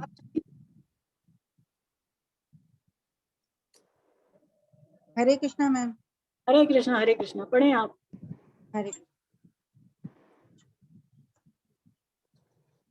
जो भक्त पत्र पुष्प फल जल आदि यथा साध्य एवं अनायास प्राप्त वस्तु को प्रेम पूर्वक मेरे अर्पण करता है, उस मुझ में तल्लीन हुए अंतकरण वाले भक्त के द्वारा प्रेम पूर्वक दिए हुए उपहार भेंट को मैं खा लेता हूँ, अर्थात स्वीकार कर लेता हूँ। हे कुंती पुत्र, तू जो कुछ करता है, जो कुछ भेजता है, जो कुछ यज्ञ करता है, जो कुछ दान देता है और जो कुछ तप करता है, वह सब मेरे अर्पण कर दे। इस प्रकार मेरे अर्पण करने से कर्म बंधन से और शुभ विहित और अशुभ निषिद्ध संपूर्ण कर्मों के फलों से तू मुक्त हो जाएगा। मेरे अपने सहित सब कुछ मेरे अर्पण करने वाला और सबसे सर्वथा मुक्त हुआ तू मुझे प्राप्त हो जाएगा। हरे कृष्णा। हरे कृष्णा। बहुत सुंदर, बहुत बढ़िया। तो आपने 26, 27, 28 है ना, 3 श्लोक पढ़े, जिसका हम एक एक करके अर्थ समझेंगे। तो देखिए आप जो सब 26 से लेकर 34 तक श्लोक आए हैं, इसमें भगवान ने निष्काम भगवत भक्ति की महिमा बताई। निष्काम भाव से जो भगवान की भक्ति करते हैं उसकी क्या महिमा है, ये भगवान 26 से 34 श्लोक तक बताएंगे। भगवान कह रहे हैं कि जो भी मुझे भक्ति पूर्वक चीजें अर्पण करता है वो मैं स्वीकार कर लेता हूँ। इस श्लोक में भगवान कह रहे हैं। स्वामी जी समझाते हैं कि देखिए भगवान की जो प्रकृति है, अपरा प्रकृति, वो 2 भेदों वाली है। क्या क्या है? क्रिया और पदार्थ, है ना। भगवान की अपरा प्रकृति 2 भेदों वाली है, क्रिया और पदार्थ। और मनुष्य ने भूल से इनको अपना और अपने लिए मान लिया। अपरा प्रकृति को उसने किसके लिए मान लिया? अपना और अपने लिए मान लिया। इसी से उसको जो है बंधन हुआ। वो ये भूल गया कि इसके जो है मालिक तो भगवान श्री कृष्ण ही हैं। तो इस भूल को मिटाने के लिए स्वामी जी कहते हैं, भगवान ये वाला श्लोक कह रहे हैं। क्या कह रहे हैं भगवान की? तू सारे के सारे पदार्थों को मेरे अर्पण कर दे। और अगले श्लोक में भगवान ने क्या कहा कि तू सारी क्रियाओं को भी मेरे अर्पण कर दे। अगर तू ऐसा करेगा, सारी क्रियाओं को, सारे पदार्थों को तू मेरे अर्पण करेगा, तो सारी की सारी आफतों से तू छूट जाएगा, सारे के सारे झंझटों से फिर तू छूट जाएगा। ये भगवान का इसमें कहने का भाव है। स्वामी जी कहते हैं कि दूसरा भाव ये है इसमें कि देखिए हमारा जो भगवान के साथ संबंध है वो स्वाभाविक ही अपनेपन का है, प्रेम का संबंध है हमारा भगवान से, है ना। तो इसमें देखिए हमें कोई भी विधियों की आवश्यकता नहीं है। भगवान से अपनापन करने में जो है केवल प्रेम की आवश्यकता है, विधियों की आवश्यकता नहीं है। जैसे मान लीजिए एक छोटा बच्चा हो और वो अपनी माँ की गोद में जाना चाहे, तो क्या कोई उसको रूल फॉलो करना पड़ेगा? कोई नियम, कोई यज्ञ आदि चीजें उसको करनी पड़ेगी माँ की गोद में जाने के लिए? बताइए, नहीं करनी पड़ेगी ना। कैसे चला जाएगा? कि उसका जो माँ से प्रेम का संबंध है, अपनेपन का संबंध है, उस संबंध के नाते वो माँ की गोद में झट से बैठ जाता है। तो ऐसे ही स्वामी जी कहते हैं कि भगवान के साथ जो है केवल हमारे अपनेपन की मुख्यता है।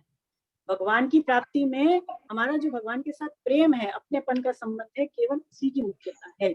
भगवान इस श्लोक में कह रहे हैं कि भक्त मुझे जो कुछ भी अर्पण करता है मैं उसको स्वीकार कर लेता हूँ, यानी मैं खा लेता हूँ। भगवान जो है, हम जो भी चीज भगवान को अर्पण करते हैं, भगवान न केवल उसको स्वीकार करते हैं बल्कि उसको खा लेते हैं, ग्रहण कर लेते हैं। स्वामी जी कहते हैं कि यदि हम चीजों को भगवान को देने का हमारे अंदर भाव आता है तो भगवान को फिर लेने का भाव आ जाता है। भक्तों को यदि भगवान को खिलाने का भाव आता है तो भगवान को खाने का भाव आ जाता है। जैसे कि द्रौपदी जी, देखिए क्या हुआ, दुर्वासा जी आने वाले थे जब उनकी शिविर में, तो द्रौपदी जी के पास एक अक्षय पात्र था। तो अक्षय पात्र में जब द्रौपदी जी खा लेती थी तो कुछ नहीं बचता था, है ना। तो उनको पता चला दुर्वासा जी आ रहे हैं और उन्होंने भोजन कर लिया था। तो उस समय जो है उन्होंने सोचा अब ऋषि जी आएंगे तो उनको क्या भोजन कराऊं, मेरे पास तो कुछ बचा ही नहीं। तो भगवान को याद किया उन्होंने। तो भगवान को याद किया तो भगवान तो अंतर्यामी है, द्रौपदी जी के पास आ गए और बोलते हैं कि कुछ भूख लगी है, खाने को दो। तो कहती है कि क्या दूं प्रभु, ऐसी मुसीबत आ पड़ी है, अभी अभी दुर्वासा जी आएंगे और मेरे पास तो कुछ है ही नहीं, इस अक्षय पात्र में अब कुछ बचा ही नहीं, तो मैं उनको क्या भोग लगाऊं। तो बोले कुछ तो होगा तुम्हारे पास, कुछ तो खिलाओ मुझे। तो बोली नहीं कुछ नहीं है, सब समाप्त हो गया। तो वो जो पात्र था भगवान ने उसको चेक किया तो उसमें कण लगा हुआ था। तो भगवान ने कहा कोई नहीं, मुझे यही दे दो, मैं इसी को स्वीकार कर लेता हूँ। तो भगवान ने उस चावल के तिनके को, उस कण को खा करके पूरे त्रिलोकी को तृप्त कर दिया। यानी जब दुर्वासा जी आने वाले थे उसके पहले ही वो तृप्त हो गए भोजन करके, हैं। तो वो फिर आई नहीं द्रौपदी जी के पास, ऐसे भगवान हैं। और इसी तरह से देखिए जो गजेंद्र था, जब गां ने उसका पांव पकड़ा तो उसने क्या किया, केवल एक कमल जो पुष्प होता है उसको ही अपनी सूंड से भगवान के अर्पित कर दिया। तो भगवान ने उसी को अपनी पूजा मान लिया है और भगवान ने उसका उद्धार भी कर दिया। तो ऐसे भगवान है। देखिए भक्त को जब बहुत ज्यादा भाव आ जाता है देने का तो वो ये भूल जाता है कि वो भगवान को क्या खिला रहा है, और भगवान भी फिर भूल जाते हैं कि वो क्या खा रहे हैं।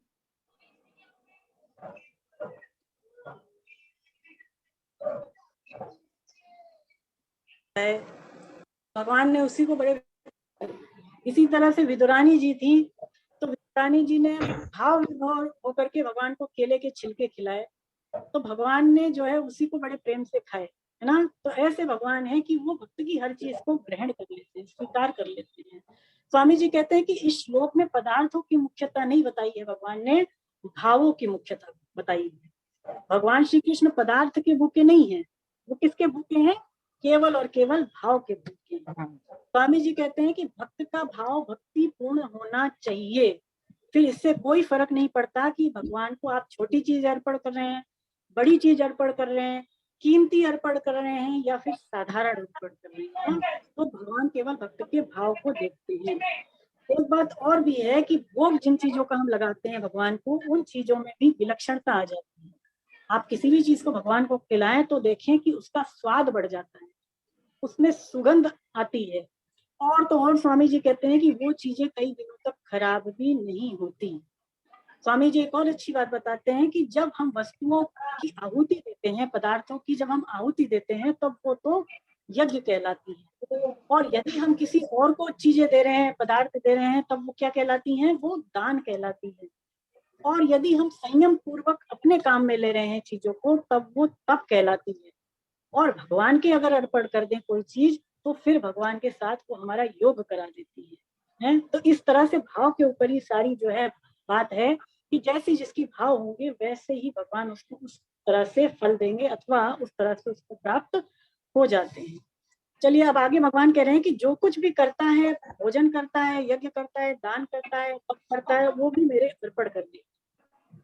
देखिए भगवान ने चौथे अध्याय में भी एक बात कही 11वें श्लोक में कि जो जिस प्रकार मेरी शरण आता है मैं उसको वैसा ही आश्रय देता हूँ। यदि हम चीजों को भगवान को देंगे तो भगवान क्या करेंगे कि उन चीजों को हमें 100 गुना करके लौटा देंगे। और स्वामी जी कहते हैं कि यदि हम अपने आप को भगवान को दे देंगे तो भगवान भी फिर हमें अपने आप को देने को तैयार हैं। भगवान ने हमें कर्म करने की स्वतंत्रता दे रखी है ना, हमको दे रखी है। और अगर हम वही स्वतंत्रता भगवान को दे दें तो स्वामी जी कहते हैं कि फिर भगवान हमारे अधीन हो जाते हैं, फिर भगवान क्या बन जाते हैं, हमारे दास बन जाते हैं। तो यहाँ पर इस श्लोक में भगवान उसी स्वतंत्रता को अर्जुन से अपने अर्पण करने की बात कह रहे हैं, है ना, कि हे अर्जुन तू सब कुछ मेरे अर्पण कर दे, ऐसी बात भगवान से कर रहे हैं। भगवान ने यहाँ पर क्या कहा है कि तू जो करता है वो मेरे अर्पण कर दे। इसका निष्कर्ष ये है कि तू अपने आप को ही मेरे अर्पण कर दे। अपने आप को मेरे अर्पण कर देगा तो क्या होगा कि तू फिर कल्याण को प्राप्त हो जाएगा, तेरा फिर जो है उद्धार हो जाएगा, ऐसे मानिए भगवान।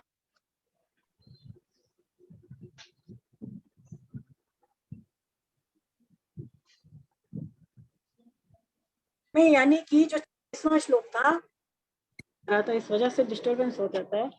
तो पिछले श्लोक में देखिए भगवान ने कहा कि मेरे को पदार्थ अर्पण कर दे, और इस श्लोक में भगवान कह रहे हैं कि क्रियाओं को अर्पण कर दे। तो स्वामी जी कहते हैं कि पदार्थों को अर्पण कर देना बहुत बड़ी बात नहीं है, कोई भी पदार्थ हम भगवान के अर्पण कर सकते हैं, लेकिन पदार्थों को लाने में और उसको भगवान को अर्पण करने में थोड़ी तो मेहनत लगेगी ही, थोड़ा तो श्रम है ही। लेकिन इस श्लोक में तो भगवान बहुत ज्यादा विलक्षण बात कह रहे हैं कि तुझे वो थोड़ा सा भी श्रम नहीं करना पड़ेगा, तू जो कर रहा है केवल उसी को मेरे अर्पण कर, यानी अपनी स्वाभाविक क्रियाएं जो तू कर रहा है तू केवल उसी को मेरे अर्पण कर दे, तो इसी से तेरा कल्याण हो जाएगा। मतलब क्या निकला, तात्पर्य क्या निकला कि हमें अलग से कोई पदार्थ नहीं लाने हैं, अलग से कोई नया काम नहीं करना है, प्रत्युत जो कुछ हम कर रहे हैं उन क्रियाओं को ही यदि हम भगवान के अर्पण कर दें तो भगवान कहते हैं कि फिर तू जो है मुझे ही प्राप्त हो जाएगा। देखिए, यदि हम स्वयं को अर्पण कर देते हैं भगवान के, तो स्वामी जी कहते हैं कि सारी चीजें स्वतः ही भगवान के अर्पण हो गई। हम अपने आप को अर्पण करना भूल जाते हैं, इसीलिए हमारा अर्पण अधूरा है ना। हम कहते तो है तेरा तुझको अर्पण, यानी वस्तुओं को तो भगवान की मान के उनके अर्पण कर देते हैं, क्रियाओं को भी कर देते हैं, लेकिन हम स्वयं भी भगवान के हैं, इस तरह से हम अपने आप को नहीं करते, तो इससे अर्पण अधूरा रह जाता है। अगर स्वयं को भगवान के अर्पण कर दे तो सारी की सारी चीजें स्वतः ही भगवान के अर्पण हो जाएंगी। स्वामी जी कहते हैं कि वस्तुओं को त्यागने की अपेक्षा देखिए उनको किसी की सेवा में लगा देना ज्यादा आसान है। हम कोई चीज जो है वैसे ही छोड़ दें, ये करने की बजाय स्वामी जी कहते हैं उसको किसी के काम में लगा दें। और फिर जो भगवान है, जो सबके प्रेमी हैं, जो सबके सुगम मतलब सबके हितैषी हैं, ऐसे भगवान की सेवा में यदि चीजों को लगाएं तो उसकी सुगमता में तो कोई प्रश्न ही नहीं है, फिर तो बहुत ज्यादा सुगम है। स्वामी जी कहते हैं कि त्यागी को त्याग करने का अभिमान तो आ सकता है, लेकिन अर्पण करने वाले को अभिमान नहीं आएगा। अर्पण करने वाले को अभिमान क्यों नहीं आएगा? क्योंकि जिसकी वस्तुएं हैं उसी को यदि अर्पण कर दिया तो फिर अभिमान कैसे आएगा?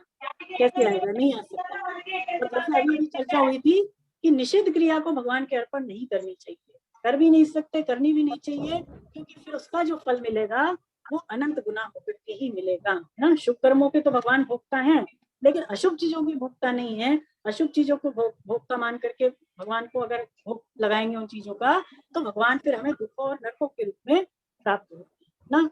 तो एक प्रश्न आया था इसी श्लोक को लेकर के किसी का, कि गृहस्थ में रह करके अनन्य भक्ति कैसे करें, गृहस्थ आश्रम में रह करके अनन्य भक्ति कैसे करें।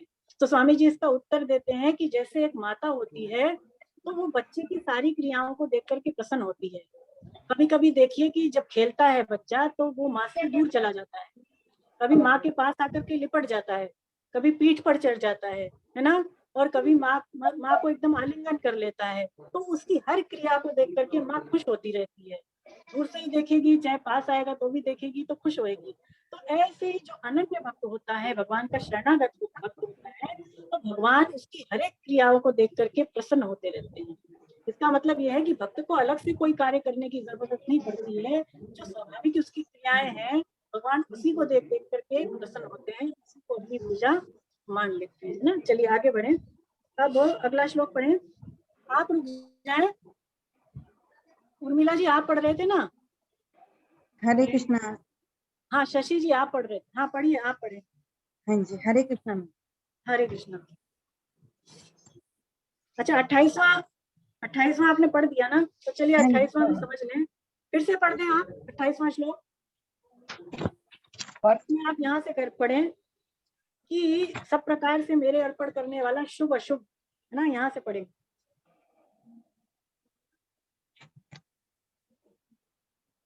इस प्रकार मेरे अर्पण करने से कर्म बंधन से और शुभ विहित और अशुभ निश्चित संपूर्ण कर्मों के फलों से तो मुक्त हो जाएगा। ऐसे अपने सहित सब कुछ मेरे अर्पण करने वाला और सबसे सर्वथा मुक्त हुआ तो मुझे प्राप्त हो जाएगा। हरे कृष्ण हरे कृष्ण।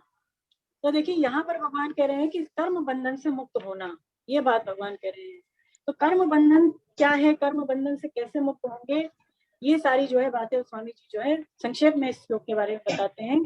कि देखिए, अगर भगवान ने जो विधि बता दी पिछले 2 श्लोकों में, कौन कौन सी, कि सब पदार्थों को अर्पण करना और सारी की सारी क्रियाओं को अर्पण करना, 2 बातें बताई भगवान ने पिछले 2 श्लोक में।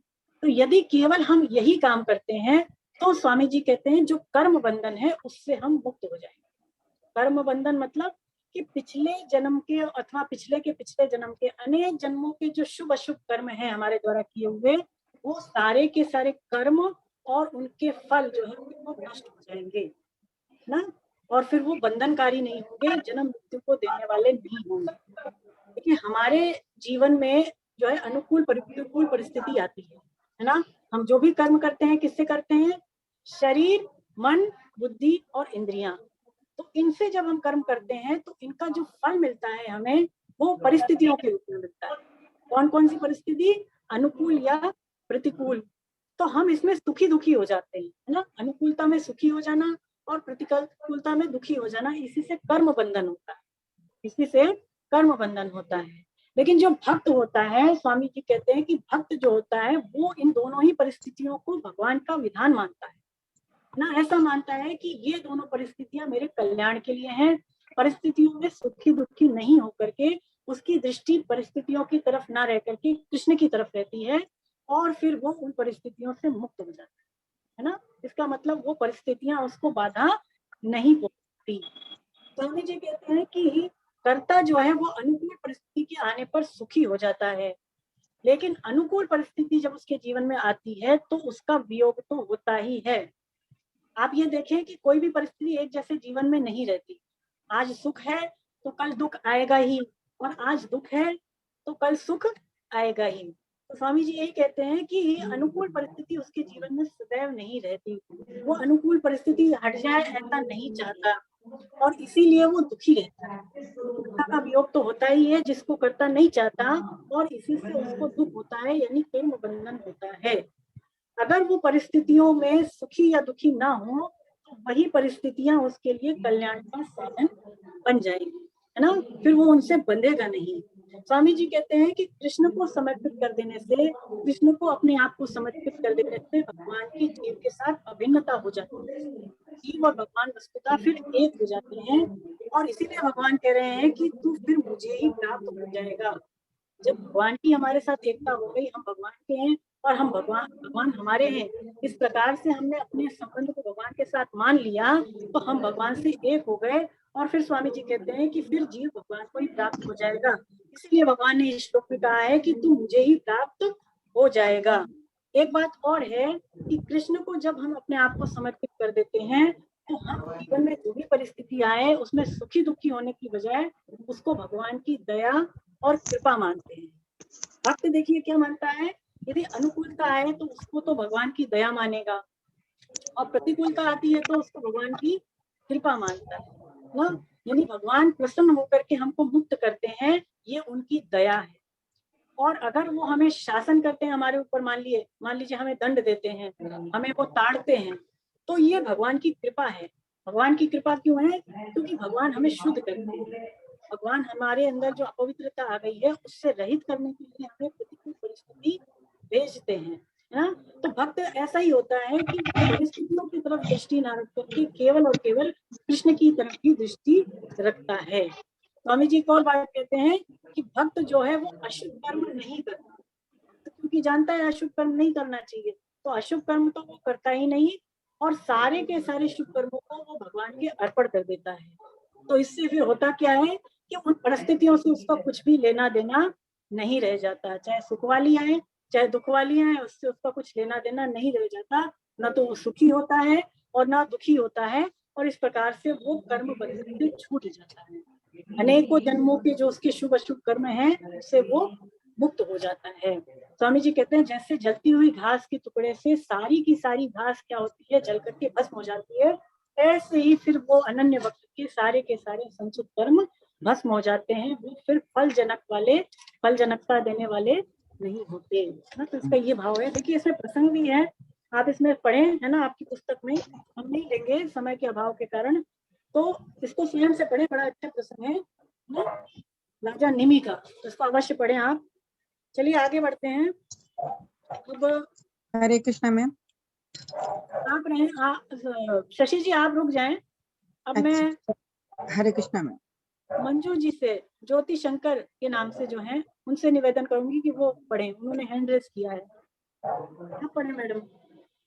हरे कृष्णा मैम। हरे कृष्णा। हरे कृष्णा मैम। हरे कृष्णा। हरे कृष्णा। समूहं सर्वभूतेषु न मे द्वेषो अस्ति न प्रिय, ये भजन्ति तु मां भक्त्या मयि ते तेषु चाप्यहम्। मैं संपूर्ण प्राणियों में समान हूँ। उन प्राणियों में ना तो कोई मेरा द्वेषी है और ना कोई प्रिय है, परंतु जो प्रेम पूर्वक मेरा भजन करते हैं वे मुझ में हैं और मैं भी उनमें हूँ। हरे कृष्णा। हरे कृष्णा। तो भगवान बता रहे हैं कि वो किन में है और किन में नहीं है। तो देखिए, भगवान सब में समान है। भगवान सब में समान है मतलब ऐसा नहीं है कि चींटी छोटी है तो भगवान उसमें कम है, और हाथी क्योंकि बड़ा जीव है तो भगवान उसमें ज्यादा है। स्वामी जी कहते हैं ऐसी बात बिल्कुल भी नहीं है। या फिर कोई भगवान के अनुकूल चल रहा है, भगवान की बात मान रहा है, तो उसमें तो भगवान ज्यादा है, या जो भगवान के विपरीत चल रहा है, प्रतिकूल चल रहा है, भगवान उसमें कम है, ऐसी बात नहीं है। क्योंकि भगवान सब में समान है। तत्व से भगवान के सिवा किसी में कुछ है ही नहीं, तो भगवान तो सब में है ना। तो स्वामी जी कहते हैं कि ऐसी बात बिल्कुल भी नहीं है। लेकिन एक बात जरूर है कि जो लोग भगवान का भजन करते हैं, देखिए भगवान से प्रेम करते हैं, तो उनमें भगवान विशेष रूप से रहते हैं। भगवान से प्रेम करने वाले, उनकी शरण रहने वाले, उनको अपना मानने वाले जो भक्त हैं, भगवान कहते हैं कि मैं उनमें हूँ और वो मुझ में है ना। ऐसा बात भी भगवान यहाँ पर कह रहे हैं। तो इसका क्या ये अर्थ है कि जो संसारी मनुष्य है भगवान उनमें नहीं है? बताएं, संसारी मनुष्य में क्या भगवान नहीं है? भगवान उनमें भी है। लेकिन स्वामी जी कहते हैं कि वो अपने आप को भगवान में मानते ही नहीं। वो अपने आप को क्या मानते हैं? केवल और केवल संसारी ही मानते हैं। तो इस कारण से भगवान उनमें है भी और उन संसारी मनुष्यों में वो नहीं भी है। चाहे कोई भी पाप आत्मा हो, चाहे में समान ही है। स्वामी जी दृष्टांत देते हैं कि जैसे हमारे किसी अंग को यदि चोट लग जाए तो क्या हमारा उसके प्रति राग द्वेष रहता है? बताएं, नहीं रहता ना। आपके यदि एक हाथ में चोट लग जाए तो क्या आप उससे घृणा करेंगे? वो हाथ अब आपके काम का नहीं रहा, दूसरा हाथ सारे काम कर रहा है, क्या आप उस हाथ से घृणा करेंगे, द्वेष करेंगे? नहीं करेंगे।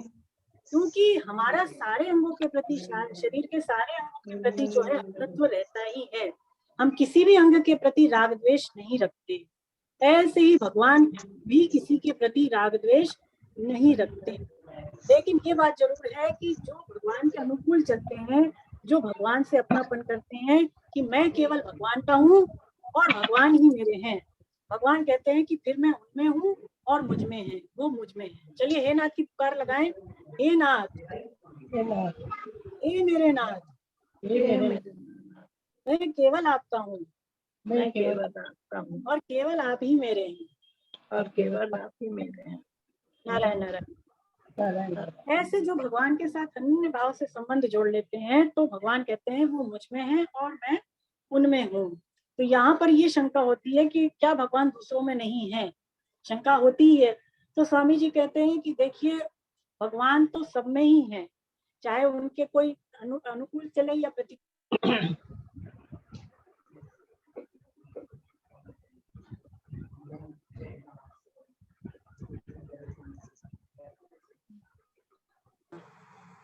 हाँ, आवाज आ रही है? आवाज आ रही है आप सबको? आ रही है उसमें। मैडम एक रिक्वेस्ट है कि डिस्टरबेंस बहुत आ रही है पीछे से, कहीं म्यूट नहीं कर रखा था। ये रिक्वेस्ट है कि साधक लोग म्यूट कर लें तो सुनाई अच्छा देगा। अच्छा, मैं म्यूट कर देती हूँ। केवल मंजू जी अनम्यूट रहेंगे, बाकी सारे म्यूट हो जाएंगे। मंजू जी अपने आप को अनम्यूट कर लीजिए। हाँ, तो मैं यही कह रही थी कि भगवान तो सब में ही है, चाहे वो अनुकूल हो कोई, चाहे प्रतिकूल हो। लेकिन एक बात जरूर है कि अगर भगवान अपने तरफ चलने वाले और अपने तरफ ना चलने वाले, यानी कि अपना भजन करने वाले और अपना भजन नहीं करने वालों में यदि समान रहेंगे तो ये भगवान का न्याय नहीं हुआ, ये तो फिर भगवान की विषमता ही हुई, है ना। तो इस कारण से भगवान कहते हैं कि जो भक्ति करते हैं, जो मेरी ओर चलते हैं, वो मेरे में ही हैं। जैसे स्वामी जी दृष्टांत देते हैं कि देखिए, बिजली के द्वारा कहीं पर तो आग लग जाती है और बिजली के द्वारा कहीं पर बर्फ जम जाती है। तो क्या ये विषमता बिजली की है? ये विषमता बिजली की नहीं है। ये विषमता उन यंत्रों की है जिनमें बिजली जा रही है ना, यंत्रों की है। तो इसी तरह से स्वामी जी कहते हैं, चाहे लकड़ी का टुकड़ा हो, चाहे वो कांच का टुकड़ा हो, चाहे आतिशी शीशा, एक शीशा होता है, वो शीशा ही क्यों ना हो, इन तीनों में सूर्य की विषमता नहीं है। तीनों में सूर्य की जो है कोई भी विषमता नहीं है। देखिए जो लकड़ी का टुकड़ा है, यदि आप उसको सूर्य के सामने लाएंगे तो वो क्या करेगा कि सूर्य की किरणों को वो रोक देगा, और जो कांच का टुकड़ा है, शीशा है, वो उस सूर्य की किरणों को नहीं रोकेगा। लेकिन जो आतिशी शीशा होता है वो उस सूर्य की किरणों को केंद्रित करके एक जगह इकट्ठी करके और वो अग्नि प्रकट कर देता है। तो ये जो विषमता है ये सूर्य की नहीं है, प्रत्युत जो सूर्य के सामने आने वाले पदार्थ हैं उनकी है ना। ऐसे ही भगवान तो सब में समान ही है, लेकिन जो विशेष रूप से भगवान का भजन करते हैं, भक्ति करते हैं, तो भगवान की कृपा विशेष रूप से उनमें प्रकट हो जाती है। स्वामी जी कहते हैं कि यदि कोई भगवान को अपना प्रिय मानता है तो भगवान भी उसको अपना प्रिय मानते हैं। कोई भगवान को अपने आप को दे देता है तो भगवान भी उसको अपने आप को दे देते हैं। चाहे हम भगवान को वस्तुएं दे ना दें, क्रियाएं अर्पण करें ना करें, भगवान को इससे कोई फर्क नहीं पड़ता। लेकिन अगर हम अर्पण करते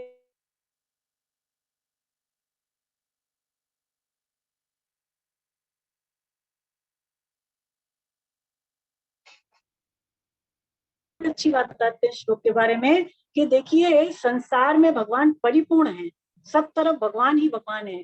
संसार में भगवान के परिपूर्ण होने पर भी भगवान के द्वारा केवल भक्तों के ही पाप कटते हैं, सारे मनुष्यों के पाप नहीं कटते, है ना। ऐसा क्यों? क्योंकि भक्त विशेष रूप से भगवान का भजन करता है। संसार में सर्वत्र व्याप्त होने पर भी स्वामी जी कहते हैं कि भगवान का अनुभव केवल भक्त ही कर पाते हैं, साधारण मनुष्य नहीं कर पाते। और भगवान को जो अनुभव करने की शक्ति भी आती है भक्त में, वो केवल और केवल भगवान से ही आती है ना। तो इस तरह से देखा जाए तो भगवान भक्त में है और भक्त में भगवान है। तो केवल मैं भगवान का हूँ और भगवान मेरे हैं, इस तरह से यदि हम भगवान से संबंध जोड़ लें, भगवान के सम्मुख हो जाएं, तो फिर भगवान जो है हमें प्राप्त ही है। फिर भगवान की प्राप्ति में हमारे लिए कोई बाधा है नहीं, है ना। सन्मुख हो ही ठीक हो ही जब ही, कोटि जन्म अविनाश ही तब ही। तो हमारा काम क्या केवल है? केवल भगवान के सम्मुख हो जाना है, बाकी चीजें फिर भगवान अपने आप संभाल लेंगे, ऐसा स्वामी जी कहते हैं। चलिए आगे बढ़ते हैं, आगे बढ़े। अगला श्लोक पढ़े मंजू जी। हरे कृष्णा मैम। हरे कृष्णा। अपि चे इति सुदुचारो भजते अन्य भाग माम अन्य भाग साधुरेव स मंतव्यः सम्यग् अव्यवसितो हि स क्षिप्रं भवति धर्मात्मा शत इच्छन्ति निगच्छन्ति कौन्ते प्रीति जानी ही न में भक्त प्रणश्यति ही। अगर कोई दुराचारी से दुराचारी भी अनन्य भक्त होकर मेरा भजन करता है तो उसको साधु ही मानना चाहिए, कारण कि उसने निश्चय बहुत अच्छी तरह कर दिया है। वह तत्काल उसी क्षण धर्मात्मा हो जाता है और निरंतर रहने वाली शांति को प्राप्त हो जाता है। हे कुंती नंदन, मेरे भक्त का पतन नहीं होता, ऐसी तुम प्रतिज्ञा करो। हरे कृष्णा मैम। हरे कृष्णा। हरे कृष्णा। तो देखिए भगवान यहाँ पे जो बात कह रहे हैं ये बड़ा ही हमें आश्वासन देने वाली बात है ना, कि कोई भी चाहे तो भगवान का भक्त बन सकता है, भगवान की प्राप्ति कर सकता है, भगवान की तरफ से किसी को मना है नहीं। ऐसी बात भगवान हमको इस श्लोक में कह रहे हैं। देखिए मान लीजिए स्वामी जी उदाहरण देते हैं कि कोई बहुत बड़ा पैसे वाला आदमी हो, करोड़पति हो, और वो ये कह दे कि जो भी मेरे पास आए उसको मैं 1 लाख रुपए दूंगा। तो उसके वचन की परीक्षा कब होगी? कि जब उससे कोई द्वेष करने वाला व्यक्ति हो, मान लीजिए कोई उसके बिल्कुल ही विपरीत चलने वाला आदमी हो, उसके सामने आकर के 1 लाख रुपए मांगे और वो उसको दे दे, तभी तो वो दानी माना जाएगा। तो उसी भाव को लेकर स्वामी जी कहते हैं कि भगवान कह रहे हैं सबसे पहले दुराचारी का नाम, कि दुराचारी भी यदि मेरी शरण में आ जाए तो वो तत्काल धर्मात्मा बन जाएगा, वो उसको मेरी तरफ से लगने में कोई भी मनाही है नहीं। तो यहाँ पर देखिए भगवान ने ये कहा कि दुराचारी जो है वो मेरे तरफ आएगा तो वो तत्काल धर्मात्मा हो जाएगा। लेकिन आप याद करें कि 7वें अध्याय में जब हम थे वहां पर भगवान ने कहा था कि जो दुराचारी मनुष्य है, दुष्कृति मनुष्य है, वो मेरी शरण नहीं होते। वो ये भगवान ने ये कहा था। इसका तात्पर्य ये है कि अगर वो शरण हो जाए भगवान के तो भगवान उसका उद्धार कर देंगे। जब तक शरण नहीं हुआ है तब तक ही बात है, शरण होने पर तो कोई बाधा है ही नहीं। अब यहाँ पर एक शंका ये भी उत्पन्न होती है कि दुराचारी मनुष्य भगवान का भजन कैसे करेगा। तो जैसे मैंने पहले भी चर्चा की, कई परिस्थितियां ऐसी होती हैं जिसमें दुराचारी मनुष्य भी भगवान में लग सकता है। जैसे मान लीजिए उसके ऊपर कोई बहुत बड़ी मुसीबत आ गई, आफत आ गई, तो वो ये सोचेगा कि भगवान तो सबकी मदद करते हैं, सबकी सहायता करते हैं, तो अगर मैं उनकी शरण हो जाऊं तो वो मेरी भी सहायता करेंगे। ऐसा उसके अंदर भाव आ जाए तो वो भगवान के भजन में लग सकता है। दूसरी बात स्वामी जी कहते हैं, मान लीजिए कोई संत की कृपा हो जाए अथवा किसी शुद्ध भक्त के प्रभाव से भी वो भगवान में रुचि उसकी पैदा हो सकती है। या फिर मान लीजिए वो ऐसी कथा सुन ले किसी भगवान के भक्त की कि जिसमें भगवान ने भक्त का उद्धार कर दिया। जैसे कि मान लीजिए वाल्मीकि जी हुए हैं, तो वाल्मीकि जी पहले भक्त नहीं थे, पहले वो क्या थे, पहले बहुत बड़े डाकू थे शायद, है ना। तो वाल्मीकि जी की कथा सुन ले अजामिल, तो अजामिल भी पहले खराब आचरण में चला गया था। तो ऐसे किसी शुद्ध भक्त की कथा सुन ले, भाई अजामिल और जो वाल्मीकि जी हैं वो भी तो पहले पापी थे, लेकिन बाद में भगवान ने उनका भी तो उद्धार कर दिया। तो ऐसी कोई कथा सुन करके भी उसके अंदर भगवान के प्रति भक्ति जागृत हो जाए, या फिर उसके कोई पूर्व जन्म के संस्कार जाग उठे, किसी विशेष कृपा हो जाए संत की भक्त की उसके ऊपर, या जब संसार से वो हार जाए, मान लीजिए सब तरफ से हार जाता है इंसान, तब वो ये सोचता है कि कोई अब तो मुझे शक्ति ही बचा सकती है, ऐसे उसके अंदर भाव हो जाए और तब वो भगवान की शरण में चला जाए। स्वामी जी कहते हैं कि चोर डाकू लुटेरे भी भगवान के भक्त बन चुके हैं। भाव बदल जाने पर जो बड़े बड़े पापी हैं चोर डाकू जैसे, वो भी भगवान के अनन्य भक्त बन जाते हैं। तो यहाँ पर एक शंका और उत्पन्न होती है कि देखिए, जब कोई अच्छा मनुष्य जो भजन करने वाला है उसी का मन भगवान में नहीं लग रहा, यानी भक्त का ही जब मन तत्परता से भगवान में नहीं लगता है, तो दुराचारी का मन भगवान में कैसे लगेगा, अच्छे से कैसे लगेगा, ये भी शंका होती है। तो स्वामी जी कहते हैं कि देखिए, अनन्य भक्ति का क्या अर्थ होता है। अनन्य भक्ति का अर्थ यही है कि मैं भगवान का हूँ और मैं भगवान मेरे हैं। ऐसी जब हम अपनी अहमता को बदल देते हैं तो बड़ी बड़ी जल्दी हमारे अंदर चेंज आ जाता है। अगर हमने अपनी अहमता को बदल दिया तो परिवर्तन बहुत जल्दी आ जाता है। परिवर्तन से जितनी, अहमता से जितनी जल्दी हमारी शुद्धि होती है वो किसी भी अन्य कार्य से नहीं होती। और अहमता के बारे में भी 3 बातें मुख्य हैं कि देखिए, ज्ञान योग से अहमता परिवर्तित होती है ना। हम जानते हैं ज्ञान योगी क्या सोचता है। कर्म योग से भी हमारी अहमता बदल जाती है। कर्मयोगी क्या सोचता है कि मुझे जो है अपने कर्तव्य कर्म को नहीं देखना है, मुझे दूसरों के कर्तव्य कर्म को नहीं देखना है, मुझे केवल अपने कर्तव्य कर्म को देखना है। जैसे कि घर में कोई व्यक्ति है तो वो ये सोचे कि मुझे अपने कर्तव्य को तो देखना है, पर मेरे पिताजी का मेरे प्रति क्या कर्तव्य है इसको मुझे नहीं देखना है। पिताजी भले ही मुझे पुत्र ना माने या पिताजी भले ही मुझे डांट लगाए, पर मुझे तो अपने पिता के प्रति कर्तव्य का पालन करना ही है। ऐसे ही चाहे मेरी माँ हो, चाहे मेरी पत्नी हो, चाहे मेरा पुत्र हो, चाहे कोई भी हो, तो उसके प्रति मेरा जो दायित्व है, मेरे जो कर्तव्य कर्म है, मुझे उसको तो देखना है, पर उसके कर्तव्य कर्म जो मेरे प्रति है उस पर मुझे दृष्टि नहीं रखनी है। तो कर्म योगी इस प्रकार से अपनी अहमता को बदलता है। भक्ति योग में भी अहमता बदलती है, भक्त की भगवान के प्रति भी अहमता बदल जाती है। जैसे एक लड़की होती है, स्वामी जी कहते हैं कि जब उसका विवाह होता है तो विवाह के पश्चात वो पति के प्रति अपनी अहमता को परिवर्तित कर देती है। ऐसे ही जो भक्त होता है वो भगवान के प्रति अपनी अहमता को बदल सकता है, वो भगवान में जो है वो लग सकता है कि मैं केवल कृष्ण का हूँ और कृष्ण ही मेरे हैं, है ना। ऐसी अपनी अहमता को हम बदल दें। हम अभी अपने आप को मानते हैं कि हम संसारी हैं, लेकिन हम अपने आप को भगवान का ही मान लें। स्वामी जी कहते हैं कि देखिए, एक बात और भी है कि मैं भगवान का हूँ और भगवान मेरे हैं। ये एक तो हमने बुद्धि में निश्चय किया और एक हमने अपने अंदर स्वयं में निश्चय किया, दोनों अलग अलग बातें हैं। बुद्धि में जो निश्चय किया वो तब तक हमारा नहीं टिकेगा जब तक कि स्वयं में निश्चय नहीं हो जाता। जैसे हम उदाहरण लें कि हम सत्संग में जाते हैं या किसी भी ऐसी जगह पे जाते हैं जहाँ पर भजन हो रहा है, तो वहां पर ये सोचते हैं कि हम तो अब भगवान में ही लगेंगे, इतना अच्छा भगवान का भजन कीर्तन सुनने को मिला, अब तो हम भजन ही करेंगे और कोई चीज में अब लगना नहीं है। लेकिन जैसे ही सत्संग से बाहर निकलते हैं, क्या वो भाव रहता है? वो नहीं रहता, वो टिकता ही नहीं, वो चला जाता है। क्यों? क्योंकि अभी हमारी रुचि संसार में बनी हुई है।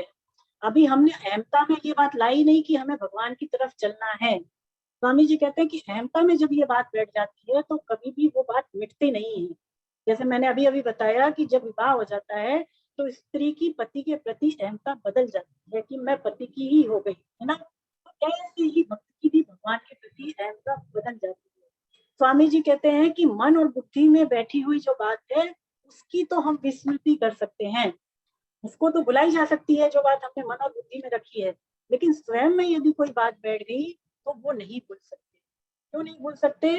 क्योंकि देखिए मन और बुद्धि हमारे साथ हमेशा नहीं रहते। जब हम सोते हैं तब हमारे मन हमारे साथ रहता है क्या? तब बुद्धि हमारे साथ रहती है क्या? तब नहीं रहती। स्वामी जी कहते हैं कि मन और बुद्धि की सुषुप्ति अवस्था में, निद्रा अवस्था में विस्मृति हो जाती है, हमारे से वो अलग हो जाते हैं। लेकिन स्वयं में कोई चीज बैठ गई तो वो कभी भी हमसे अलग नहीं होती। एक बार भगवान की स्मृति हो गई, मैं भगवान का हूँ और भगवान ही मेरे हैं, ऐसी स्वयं में जो है हमने अपनी अहमता में ये बात डाली, तो फिर इसकी कभी विस्मृति हमें नहीं होती। इसका मतलब स्वयं में लगना, स्वयं का लगना आवश्यक है। भगवत प्राप्ति का भी जो निश्चय है वो कहाँ करना है? स्वयं में करना है। स्वयं में होने पर वो निश्चय जो है वो सदैव रहेगा, बना रहेगा। भगवान कह रहे हैं कि वो तत्काल धर्मात्मा हो जाता है और परम शांति को प्राप्त होता है। हे कुंती नंदन, मेरे भक्त का पतन नहीं होता, ऐसी तुम प्रतिज्ञा करो, है ना। 31वें श्लोक में भगवान अब कह रहे हैं। तो चलिए इसके बारे में समझते हैं कि वो तत्काल धर्मात्मा हो जाता है, ऐसा भगवान कह रहे हैं। वो क्यों हो जाता है धर्मात्मा? देखिए, क्योंकि एक तो पहली बात यह है कि वो भगवान का ही अंश है। हमें वांशो जीव होगी, तो जीव भगवान का ही अंश है। और अब उसने ये निश्चय भी कर लिया, दृढ़ निश्चय कर लिया कि मुझे केवल भगवत प्राप्ति करनी है। तो अब फिर उसके धर्मात्मा बनने में बताइए क्या देर लगेगी। इसीलिए भगवान कह रहे हैं वो तत्काल धर्मात्मा हो जाता है। स्वामी जी समझाते हैं कि सारे के सारे जो अवगुण हैं, दुराचार जैसी चीजें हैं, वो संसार को महत्व देने पर ही टिके हुए हैं। लेकिन जब हमने संसार को महत्व नहीं दिया और भगवान में ही हमारी महत्व बुद्धि हो गई, तो फिर हमारे को धर्मात्मा बनने में क्या देर लगी? फिर तो तत्काल धर्मात्मा हो जाता है। स्वामी जी कहते हैं कि एक सिद्धांत भी है कि कर्ता यदि बदल जाए तो क्रियाएं भी स्वतः ही बदल जाएंगी। मान लीजिए कोई धर्म के कार्य करे, बहुत सारा धार्मिक काम करे, और धार्मिक कामों को करके वो अगर धर्मात्मा बनना चाहेगा तब तो उसको देर लगेगी। लेकिन अगर वो अहमता में बिठा ले ये बात कि मैं धर्मात्मा हूँ, तो फिर उसको धर्मात्मा बनने में देर नहीं लगेगी। इसीलिए भगवान यहाँ पर कह रहे हैं कि धर्मात्मा तत्काल हो जाता है, दुराचारी भी तत्काल धर्मात्मा हो जाता है यदि उसने अहमता में ये बात बिठा ली कि मुझे तो केवल कृष्ण की तरफ ही चलना है ना। तो स्वामी जी कहते हैं कि एक साधारण दृष्टि से यदि देखें तो जो संसारी मनुष्य होते हैं वो जो सच बोलने वाले को ही सच मानते हैं। यदि हम, हमारे जैसे जो लोग हैं, वो क्या समझेंगे कि यदि कोई सच बोल रहा है तभी वो सत्य वाला है, सत्य बोलने वाला है। या कोई चोरी करता हुआ हम किसी को देख लें तभी हम उसको चोर मानते हैं। लेकिन ऐसी बात नहीं है। देखिए, जो सत्य बोलता है उसमें पहले ऐसी अहमता आती है कि मैं सत्यवादी हूँ, और तभी वो सत्य बोलता है। और जब वो सत्य बोलेगा तो उसका उससे सत्यवादीपना दृढ़ होता जाएगा। ऐसे ही चोर भी पहले अपनी अहमता को बदलता है, पहले ये स्वीकार करता है अपने आप में कि मैं चोर हूँ, और उसके बाद ही वो चोरी करता है। और जब वो चोरी करता है तो उसकी वो अहमता दृढ़ होती है, उसका वो चोरीपना फिर वो दृढ़ होता है ना। तो ऐसे ही यदि हम भगवान के प्रति अपनी अहमता को बदल लें, इससे मतलब क्या अर्थ निकल रहा है? इसका अर्थ यही निकल रहा है कि हमारी जैसी अहमता होगी वैसे ही हमारे द्वारा कर्म होंगे। हम जो मान रहे हैं अपने आप को वैसे ही हमारे द्वारा कर्म होंगे, और जैसे हम कर्म करेंगे वैसे ही हमारा कर्तापन दृढ़ हो जाएगा। और जिसने भगवान के साथ संबंध मान लिया कि मैं कृष्ण का हूँ, कृष्ण ही मेरे हैं, ऐसा दृढ़ संबंध यदि मान लिया तो ये भाव फिर हमारी अहमता में बैठ जाएगा, और फिर हमारे धर्मात्मा बनने में जरा भी देर नहीं लगेगी ना। हम तत्काल फिर धर्मात्मा हो जाएंगे, ऐसी बात स्वामी जी कहते हैं। अच्छा, यहाँ पर अर्जुन से भगवान कहते हैं कि हे अर्जुन, तुम ऐसी प्रतिज्ञा करो कि मेरे भक्त का कभी पतन नहीं होता। ये प्रतिज्ञा भगवान अर्जुन से करवाते हैं, स्वयं नहीं करते। बताएं ऐसा क्यों? ऐसा इसलिए क्योंकि भगवान अपनी प्रतिज्ञा तो देखिए तोड़ सकते हैं, लेकिन भक्त की प्रतिज्ञा भगवान नहीं तोड़ सकते। महाभारत का जब युद्ध होने वाला था तो उसमें भगवान श्री कृष्ण ने ये शपथ ली थी कि मैं शस्त्र नहीं उठाऊंगा, हम सभी जानते हैं। लेकिन उसी महाभारत के युद्ध के दौरान भीष्म पितामह ने भी एक प्रतिज्ञा ली। क्या ली? कि जब तक मैं भगवान श्री कृष्ण से शस्त्र धारण नहीं कराऊं तो मैं गंगा पुत्र नहीं कहलाऊंगा। और फिर भगवान ने क्या किया कि उनकी स्वयं की जो प्रतिज्ञा थी शस्त्र नहीं उठाने की, वो उन्होंने तोड़ दी और उन्होंने शस्त्र उठाया। यहाँ पर भी अर्जुन को भगवान अपना सखा मान रहे हैं और भगवान अर्जुन से कह रहे हैं कि हे अर्जुन, तुम प्रतिज्ञा करो। कारण कि अर्जुन अगर प्रतिज्ञा करते हैं तो भगवान इसको नहीं तोड़ पाएंगे, और जब भगवान ही अर्जुन की प्रतिज्ञा को नहीं तोड़ पाएंगे तो कोई और तो तोड़ ही कैसे सकता है। तो इसी बात को लेकर भगवान कह रहे हैं कि अगर कोई दुराचारी भी धर्मात्मा बन गया तो फिर वो दुराचारी नहीं बन सकता। देखिए, एक बार हम दुराचारी से धर्मात्मा बन गए तो दोबारा दुराचारी नहीं बन सकते। जैसे हमने देखा था ना कि किसी कमरे में 100 वर्षों से अंधेरा हो और वहां पर प्रकाश करें तो प्रकाश होने में क्या 100 वर्ष लगेंगे? तत्काल प्रकाश हो जाएगा। तो ऐसे दुराचारी अगर भगवान में लगता है तो उसके सारे के सारे पाप जो है वो नष्ट हो जाते हैं। यहाँ पर स्वामी जी बताते हैं कि जब तक मनुष्य को अपने में कोई योग्यता या बल दिखाई देता है तब तक वो भगवान का अनन्य भक्त नहीं बन सकता, तब तक वो अनन्य भक्त नहीं बन सकता। अनन्यता का मतलब यही है, जैसे भगवान कह रहे हैं कि अनन्य भक्त मुझे ही प्राप्त होता है। मतलब कि जब हमें भगवान के सिवा अपने दुखों को मिटाने वाला नहीं दिखेगा कोई, तभी हम भगवान के अनन्य भक्त बन सकते हैं। भगवान यहाँ पर आगे कह रहे हैं श्लोक में कि ऐसी तुम प्रतिज्ञा करो, है ना, अर्जुन से कहते हैं। तो उसका अर्थ यही है कि अर्जुन की प्रतिज्ञा भगवान नहीं तोड़ पाएंगे। अच्छा, एक और बात स्वामी जी बताते हैं कि जो भगवान के ज्ञानी भक्त हैं वो तो बड़े बालक के समान है। जो ज्ञानी होते हैं, जीवन मुक्त पुरुष होते हैं, वो बड़े बालक के समान है, और जो भक्त हैं यानी जो साधक हैं वो उनके छोटे बालक के जैसे हैं। एक जैसे माँ होती है तो वो सारे बच्चों को प्रेम तो करती है, लेकिन वो संभाल केवल छोटे बालक की करती है। विशेष रूप से छोटे बच्चे को ही माँ संभालती है, बड़े बच्चों को नहीं इतना संभालती है। तो उसी तरह से जो ज्ञानी भक्त हैं वो तो भगवान के बड़े बालक हैं, और जो भक्त हैं वो भगवान के छोटे बालक हैं, जिनका कि भगवान कहते हैं योगक्षेम मैं स्वयं वहन करता हूँ। भगवान पहले ही कह दिए इस अध्याय में कि उनका जो है योगक्षेम मैं स्वयं वहन करता हूँ। इसका मतलब ये है कि ज्ञानी तो देखिए योग भ्रष्ट हो सकता है, और स्वामी जी कहते हैं कि भक्त को भगवान योग भ्रष्ट नहीं होने देते, है ना। भगवान का बल होता है तो भगवान उसकी संभाल करते हैं। चलिए अब 32वां श्लोक। अब आप रुक जाए मंजू जी। अब मैं जो है उमा पारिक जी से निवेदन करूंगी। उमा पारिक जी अपने आप को अनम्यूट करें।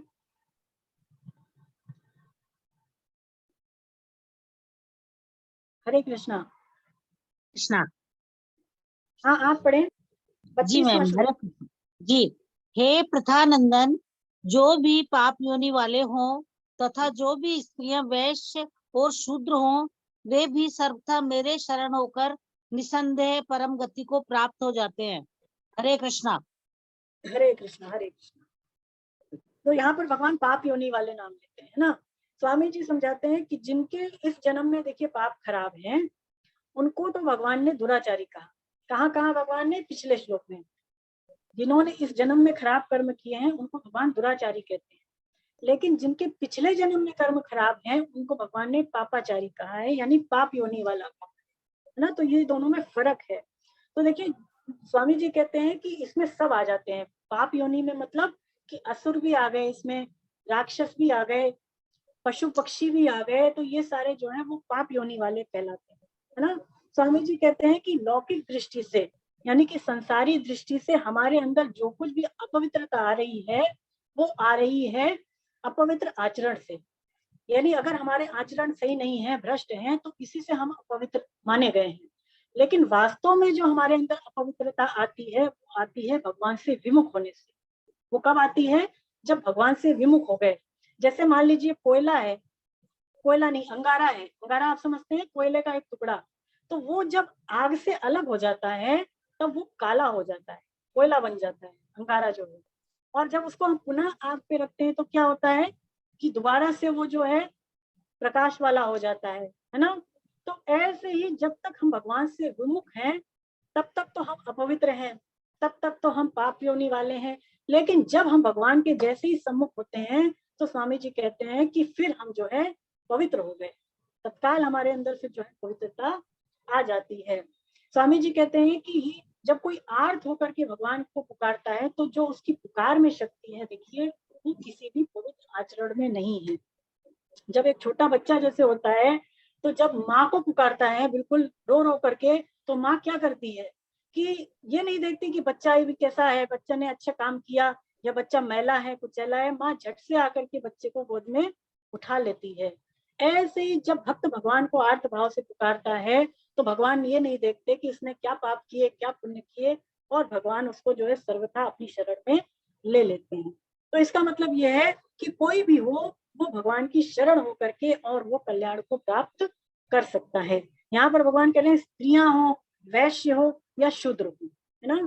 तो स्त्रियों का भी नाम भगवान यहाँ पर लेते हैं। स्त्रियों का नाम अलग से क्यों लेते हैं? क्यों, देखिए बहुत सारी स्त्रियां हैं जो भगवान को प्राप्त कर चुकी हैं। चाहे कोई भी स्त्री हो, चाहे किसी भी वर्ण आश्रम की हो, जाति की हो, संप्रदाय की हो, भगवान की शरण होकर के स्वामी जी कहते हैं वो परम पवित्र हो सकती है और वो परम गति की प्राप्ति कर सकती है। बहुत सारी स्त्रियां हुई हैं, जैसे देखिए द्रौपदी जी, है ना, देवहूति जी, कुंती हुई, और इसके अलावा शबरी हुई, है ना, मीरा हुई। बहुत सारी स्त्रियों के तो बहुत उदाहरण है। तो ऐसे बहुत सारी स्त्रियां भगवान की प्राप्ति कर चुकी है। तो भगवान कहते हैं कि स्त्रियां भी मुझे प्राप्त कर सकती है और भी लोग प्राप्त कर सकते हैं। एक बात और भागवतम में भगवान कहते हैं कि जो मेरा भक्त है, जो अभी जितेंद्रिय नहीं हो सका है, यानी कि जिसको विषय बार बार बाधा पहुंचा रहे हैं, वो भी मेरी क्षण क्षण बढ़ने वाली भक्ति के कारण विषयों से पराजित नहीं होता। यानी अगर हम भगवान में लगे हैं तो निश्चिंत हो जाएं, आज नहीं तो कल हम जो है भगवान को प्राप्त कर ही लेंगे। जितनी भी बाधाएं हैं भगवान उसको हर लेंगे, है ना। तो अब जो है अगला श्लोक, जी मैम, हाँ 33वां। हरे कृष्णा 33वां पढ़े। जी। जो पवित्र आचरण करने वाले ब्राह्मण और ऋषि स्वरूप क्षत्रिय भगवान के भक्त हों, इसमें तो कहना ही क्या है। इसलिए इस अनित्य और सुख रहित शरीर को प्राप्त करके तू मेरा भजन कर। हरे कृष्णा हरे कृष्णा। हरे कृष्णा। तो देखिए अब भगवान और भी लोगों के नाम ले रहे हैं कि कौन उनको प्राप्त कर सकते हैं, है ना। तो देखिए भगवान ने किन किन के नाम लिए। स्वामी जी कहते हैं कि दुराचारी, पाप योनि वाला। इसके अलावा पिछले श्लोक में भगवान ने स्त्रियों के नाम लिए, वैश्य और शूद्र, है ना। तो जब यही लोग भगवान के शरण होकर के परम गति की प्राप्ति कर सकते हैं, परम पवित्र हो सकते हैं, तो ब्राह्मण तो वैसे ही पवित्र माना गया है। ब्राह्मण जो है वो जाति से ही पवित्र है, शुद्ध है। तो परम पवित्र जो ब्राह्मण है, इसके अलावा क्षत्रिय, क्षत्रिय भी देखिए पवित्र ही माने गए, है ना। तो परम पवित्र ब्राह्मण हो चाहे क्षत्रिय हो, यदि वो भगवान में लग जाएं, यदि वो भगवान का भजन करने लग जाएं, तो फिर उनकी परम गति होने में तो प्रश्न ही क्या है ना। जब ऐसे लोग, मतलब जो भगवान ने पिछले नाम लिए, वही भगवान की भक्ति करके परम पवित्र होकर के उनको प्राप्त कर सकते हैं, तो फिर जो परम पवित्र ब्राह्मण हैं, क्षत्रिय हैं, यदि वो उनकी भक्ति करके उनको प्राप्त कर ले, तो इसमें तो कोई संदेह रह ही नहीं जाता। भगवान कह रहे हैं कि इसलिए इस अनित्य और सुख रहित शरीर को पा करके मेरा ही भजन करो। जैसे भगवान ने पहले ही कह दिया, कहाँ 8वें अध्याय में, कि दुखालय शाश्वतम, ये संसार दुखालय है ना। अब कुछ इसी तरह भगवान बात इस श्लोक में भी कह रहे हैं, यानी ये जो शरीर है वो अनित्य है, ये सुखों से रहित है। स्वामी जी कहते हैं कि इस मनुष्य शरीर को पाकर के हमें संसारी सुख के लिए नहीं ललचाना चाहिए। सुख की इच्छा ही दुख का कारण है, ऐसा पहले भी बात आई है। देखिए भगवान ने हमें क्या दे दिया, मनुष्य शरीर, है ना। हम सबको मनुष्य शरीर दे दिया, तो इसको दे करके स्वामी जी कहते हैं भगवान ने हमें एक प्रकार से अपनी प्राप्ति का अवसर दिया है कि मनुष्य योनि पा करके तुम मुझे प्राप्त कर लो, है ना। जैसे भगवान कह भी रहे हैं श्लोक में, तो ये कहते हैं भगवान कि ये सुख रहित है। अगर इस जन्म में भी हम भगवत प्राप्ति करना भूल गए, तो स्वामी जी कहते हैं कि फिर अन्य शरीरों में हमें ऐसा अवसर नहीं मिलने वाला। तो इसीलिए हमें भगवान मानो ये चिता रहे हैं, ये एक तरह से राह दिखा रहे हैं कि तू इस शरीर को पा करके मेरा ही भजन कर। क्योंकि मनुष्य में स्वामी जी कहते हैं कि जो भी विलक्षणता आती है वो भगवान का भजन करने से ही आती है। केवल श्री कृष्ण की तरफ चलने से ही विलक्षणता आती है। अच्छा, एक ध्यान देने वाली बात जो है वो श्लोक में ये है कि भगवान ने जिनको भी अपनी भक्ति का अधिकारी बताया, यानी 7 के नाम लिए भगवान ने। 7 लोग कौन कि देखिए भगवान ने बताया दुराचारी, पाप योनि, स्त्रियां, वैश्य, शूद्र, ब्राह्मण और क्षत्रिय, ये 7 हो गए, है ना। तो जिन 7 को अपनी भक्ति का भगवान ने अधिकारी बताया, इनका विभाग भगवान ने 3 तरह से किया। व्यक्तित्व को लेकर के, वर्ण आश्रम को लेकर के, और उनके जो है स्वभाव को लेकर के, है ना। व्यक्तित्व जैसे मान लीजिए स्त्रियां, वर्ण आश्रम हम सभी समझते ही है ना, ब्राह्मण, क्षत्रिय, वैश्य, शूद्र, ये वर्ण आश्रम हो गए। और इसके अलावा आचरण, है ना, तीसरी चीज आचरण। आचरण मतलब पाप योनि या दुराचारी, ये आचरण हो गए। तो तीन तरह से भगवान ने इनका विभाग किया, यानी कि ये सारे के सारे भगवान की भक्ति के अधिकारी हैं। ये 7 के 7 भगवान के भक्ति के अधिकारी हैं। क्यों? क्योंकि देखिए इनका संबंध तो शरीरों से है, जो भी भगवान नाम ले रहे हैं जिनका भी, इनका संबंध शरीरों से है। लेकिन हमारा संबंध किससे है? केवल भगवान से, यानी स्वरूप का संबंध कृष्ण से। कृष्ण का संबंध स्वरूप से है, ना कि शरीर से। तो इसीलिए भगवान कहते हैं कि वो मुझे प्राप्त कर सकते हैं। आप याद करें कि जब हम लोग 7वें अध्याय में थे, तो उसमें 16वें श्लोक में भगवान ने कहा था, क्या कहा था कि 4 प्रकार के भक्त मेरी शरण होते हैं। कौन कौन से? ज्ञानी, जिज्ञासु और ज्ञानी। ज्ञानी यानी भगवान ने अपने भक्त 4 प्रकार के बताए, और यहाँ पर अपनी भक्ति का अधिकारी उन्होंने 7 लोगों को बताया।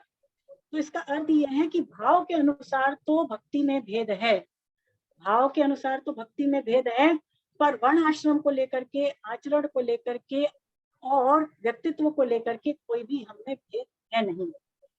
सारे के सारे मनुष्य भगवान की भक्ति करने के अधिकारी हैं। स्वामी जी कहते हैं कोई भगवान की तरफ ना चले तो ये बात अलग है, लेकिन भगवान की तरफ से किसी को भी मना ही है नहीं। भगवान की भक्ति करने के सब, इसीलिए भगवान ने हमें ये शरीर दिया है कि हम उनका भजन करें और उन्हीं को प्राप्त कर लें। हरे कृष्णा। तो अब आप रुक जाएं उमा जी, और मैं ये श्लोक है, खाली एक ही श्लोक बचा है। हाँ, तो वो मैं अनके गुप्ता जी को बोलना चाहूंगी कि वो पढ़ दें, वो हर बार रह जाते हैं तो वो पढ़ लेंगे। जी मैम, हरे कृष्णा। हरे कृष्णा, हरे कृष्णा। सर आप पढ़ें, आप म्यूट हैं। अच्छा,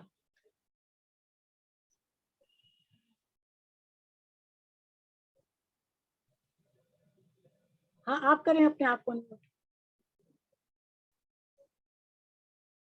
हरे कृष्णा सर। हरे कृष्णा।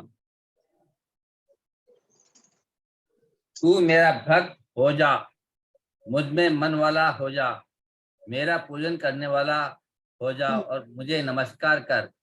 इस प्रकार अपने आप को मेरे साथ रहकर मेरे प्राण हुआ तू मुझे ही प्राप्त होगा। हरे कृष्णा।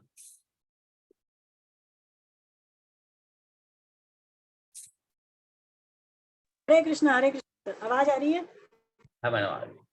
हाँ। तो अब देखिए भगवान अर्जुन को क्या कह रहे हैं। अब भगवान देखिए अर्जुन को लास्ट श्लोक में अपने हृदय की गोपनीय बात बता रहे हैं, अपने हृदय की गुप्त बात अब अर्जुन को भगवान इस श्लोक में कह रहे हैं, अंतिम श्लोक में। क्यों कह रहे हैं? क्योंकि देखिए अर्जुन के अंदर भगवान के प्रति कोई भी दोष दृष्टि नहीं थी। अर्जुन को लेकर के भगवान उसको दोष दृष्टि से रहित मानते हैं, और इस कारण से आप अपनी गुप्त बात अर्जुन से कह रहे हैं। क्या कह रहे हैं? कि तू मेरा भक्त हो जा। पहली चीज भगवान कह रहे हैं कि तू मेरा भक्त हो जा। तू मेरा भक्त हो जा मतलब स्वामी जी भाव ये देते हैं कि तू जो है अपनापन मेरे से ही कर। अभी तूने क्या मान रखा है? अपने आप को संसारी मान रखा है कि भाई मैं अमुक नाम वाला हूँ, इस वर्ण का हूँ, इस जाति का हूँ। तो ऐसे तू अपनी अहमता को ही बदल दे। क्या मान ले? कि तू मेरा है और मैं तेरा हूँ। ऐसे अपनी अहमता को बदल के और तू मेरा ही भक्त हो जा, है ना। और फिर भगवान कह रहे हैं कि तू मेरे में मन वाला हो जा। मन वाला हो जा क्यों? क्योंकि देखिए मन कहाँ लगता है? स्वामी जी कहते हैं कि मन वहीं लगता है जहां पर हमारा प्रेम होता है, जहां हमारा अपनापन होता है, वहीं पर तो मन लगता है। तो भगवान मानिए अर्जुन से कह रहे हैं कि तू मेरे और तेरे बीच में जो ये प्रेम है, जो अपनापन है, इसको तू पहचान ले और तू मेरे में मन वाला हो जा। तू मेरे से प्रेम कर, मुझे अपना मान, और ऐसा करके तू मेरे में मन वाला हो जा। फिर अर्जुन से कह रहे हैं कि तू मेरा पूजन करने वाला हो जा। पूजन करने वाला कैसे होगा? कि तू जो कुछ भी कर रहा है, खाता है, पीता है, सोता है, उठता है, जगता है, जो कुछ भी कर रहा है वो सारी मेरी पूजा के रूप में कर। तो जो भी करेगा वो अगर तू मेरी पूजा के रूप में करेगा तो इसी को मैं अपनी पूजा मान लूंगा। तो ऐसा तू मेरा पूजा करने वाला हो जा। फिर भगवान कह रहे हैं कि तू मुझे ही नमस्कार कर। मुझे ही नमस्कार करने का अर्थ स्वामी जी देते हैं कि नमस्कार करना तो है ही इसमें कि नमस्कार करें हम भगवान को, लेकिन इसका दूसरा भाव ये है कि भगवान हमारे लिए जो भी विधान कर दें, चाहे भगवान हमारे लिए अनुकूल परिस्थिति भेजें चाहे प्रतिकूल परिस्थिति भेजें, तो इसमें प्रसन्न रहे ना। स्वामी जी कहते हैं कि यदि हम हानि के डर से या लोक परलोक के डर से भगवान की शरण होते हैं तो इसका मतलब हम सुख सुविधा के ही शरण हुए। अगर हम इन चीजों के डर से भगवान की शरण हुए कि हमें सुख मिल जाए, आदि आदि चीजें मिल जाए, तो हम भगवान के शरण नहीं हुए, तो हम सुख सुविधा के ही शरण हुए। और इसका मतलब यह है जब तक सुख सुविधा चाहते हैं कि हम अपना अलग अस्तित्व स्वीकार कर रहे हैं, कि हम अपने आप को कुछ मान रहे हैं और तभी ये चीज हम अपने लिए चाह रहे हैं, है ना। तो जब तक अपनी पूरी मर्जी भगवान की मर्जी से नहीं मिलाते हम, है ना, तब तक हम अनन्य भाव से भगवान के शरण नहीं हो सकते। पूरी तरह से भगवान की शरण होने का मतलब क्या है कि सर्वथा भगवान के हर विधान में प्रसन्न रहना।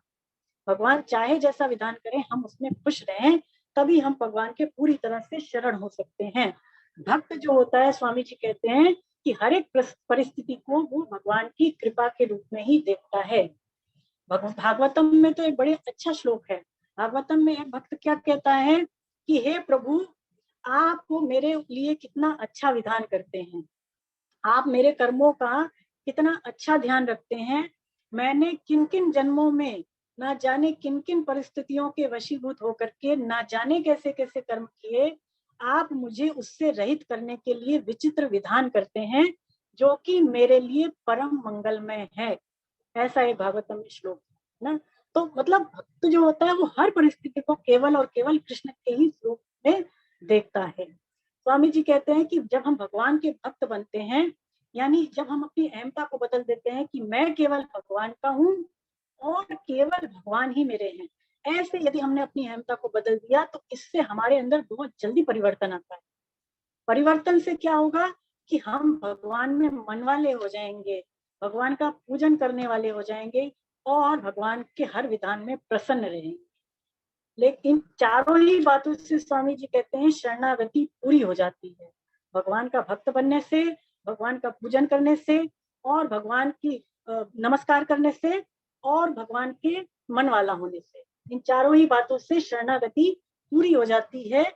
लेकिन इसमें जो मुख्य बात है वो भगवान का भक्त बनने की है, भगवान का भक्त बनने की है। अगर भक्त बनेंगे तभी ये सारी चीजें होंगी, क्योंकि स्वामी जी कहते हैं कि भक्त अपने लिए कुछ भी नहीं चाहता। भक्त ना अपना शरीर अपने आप को मानता है, ना क्रिया अपनी मानता है, ना पदार्थ अपने मानता है, वो तो स्वयं को ही भगवान के अर्पण कर देता है। होने लग जाएगा, हम जो है भगवान को नमस्कार भी लग जाएंगे और भगवान की पूजा भी करने लग जाएंगे ना। तो भगवान के भक्त बनने के लिए अपने आप को भगवान का माने और भगवान के साथ अपना संबंध जोड़े। मैं केवल कृष्ण का हूँ और केवल भगवान ही मेरे अपने हैं। देखिए भगवान के जो अनन्य भक्त होते हैं वो इसी तरह से होते हैं कि वो हर परिस्थिति में भगवान का ही विधान देखते हैं।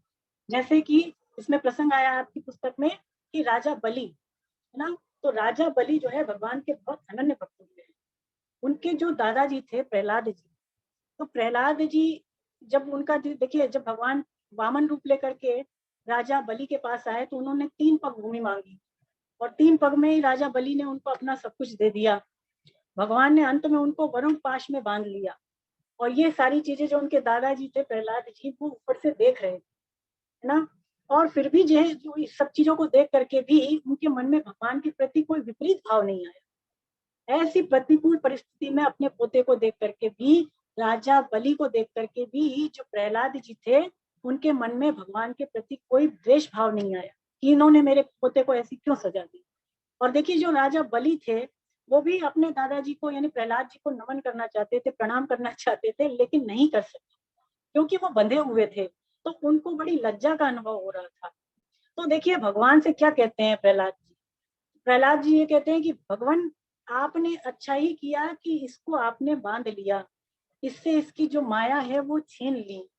वस्तुतः आपने ही तो इसको ये सारी चीजें दी थी, जो भी भोग ऐश्वर्य राजा बलि को दिया तो प्रहलाद जी ऐसा कहते हैं, प्रभु आप ही तो थे इनको देने वाले, इंद्र का राज्य, और अब आप ही इनसे ले रहे हैं, तो कौन सी बड़ी दुख की बात है। यानी आपका देना भी सुंदर है और आपका लेना भी उतना ही है।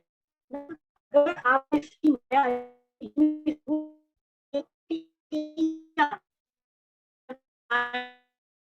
लक्ष्मी तो वो भगवान की तरफ नहीं चल पाता है। तो इस तरह से यदि आपने इसकी लक्ष्मी इससे दूर कर दी, संपत्ति कर दी, तो इसमें तो इसका हित ही है। तो इस प्रकार से जो बलि है वो प्रतिकूलता में रह करके भी भगवान की भक्ति करते हैं, और जो प्रहलाद जी हैं वो भी अपने पोते को प्रतिकूलता में देख करके और वो भगवान का इसमें जो है शुक्रिया अदा ही करते हैं, भगवान का इसमें धन्यवाद ही करते हैं। इससे यही निष्कर्ष निकल रहा है कि भक्त के जीवन में चाहे कैसी परिस्थिति आए, वो कभी भी भगवान से शिकायत नहीं करता, वो कभी भी भगवान से जो है इसके प्रति खिन्नता नहीं रखता। वो सारी परिस्थितियों को भगवान की कृपा मानता है, विधान मान करके, और सदा सर्वदा उनके भजन में ही लगा रहता है। हरे कृष्ण हरे कृष्ण। तो इसी के साथ हमारा ये अध्याय पूर्ण हुआ। आज थोड़ा समय लग गया क्योंकि थोड़ा मतलब श्लोकों को समझने में थोड़ा समय लगा। तो आपके किसी के प्रश्न हो तो जल्दी से पूछ लें इस अध्याय को लेकर के, 9वें अध्याय को लेकर।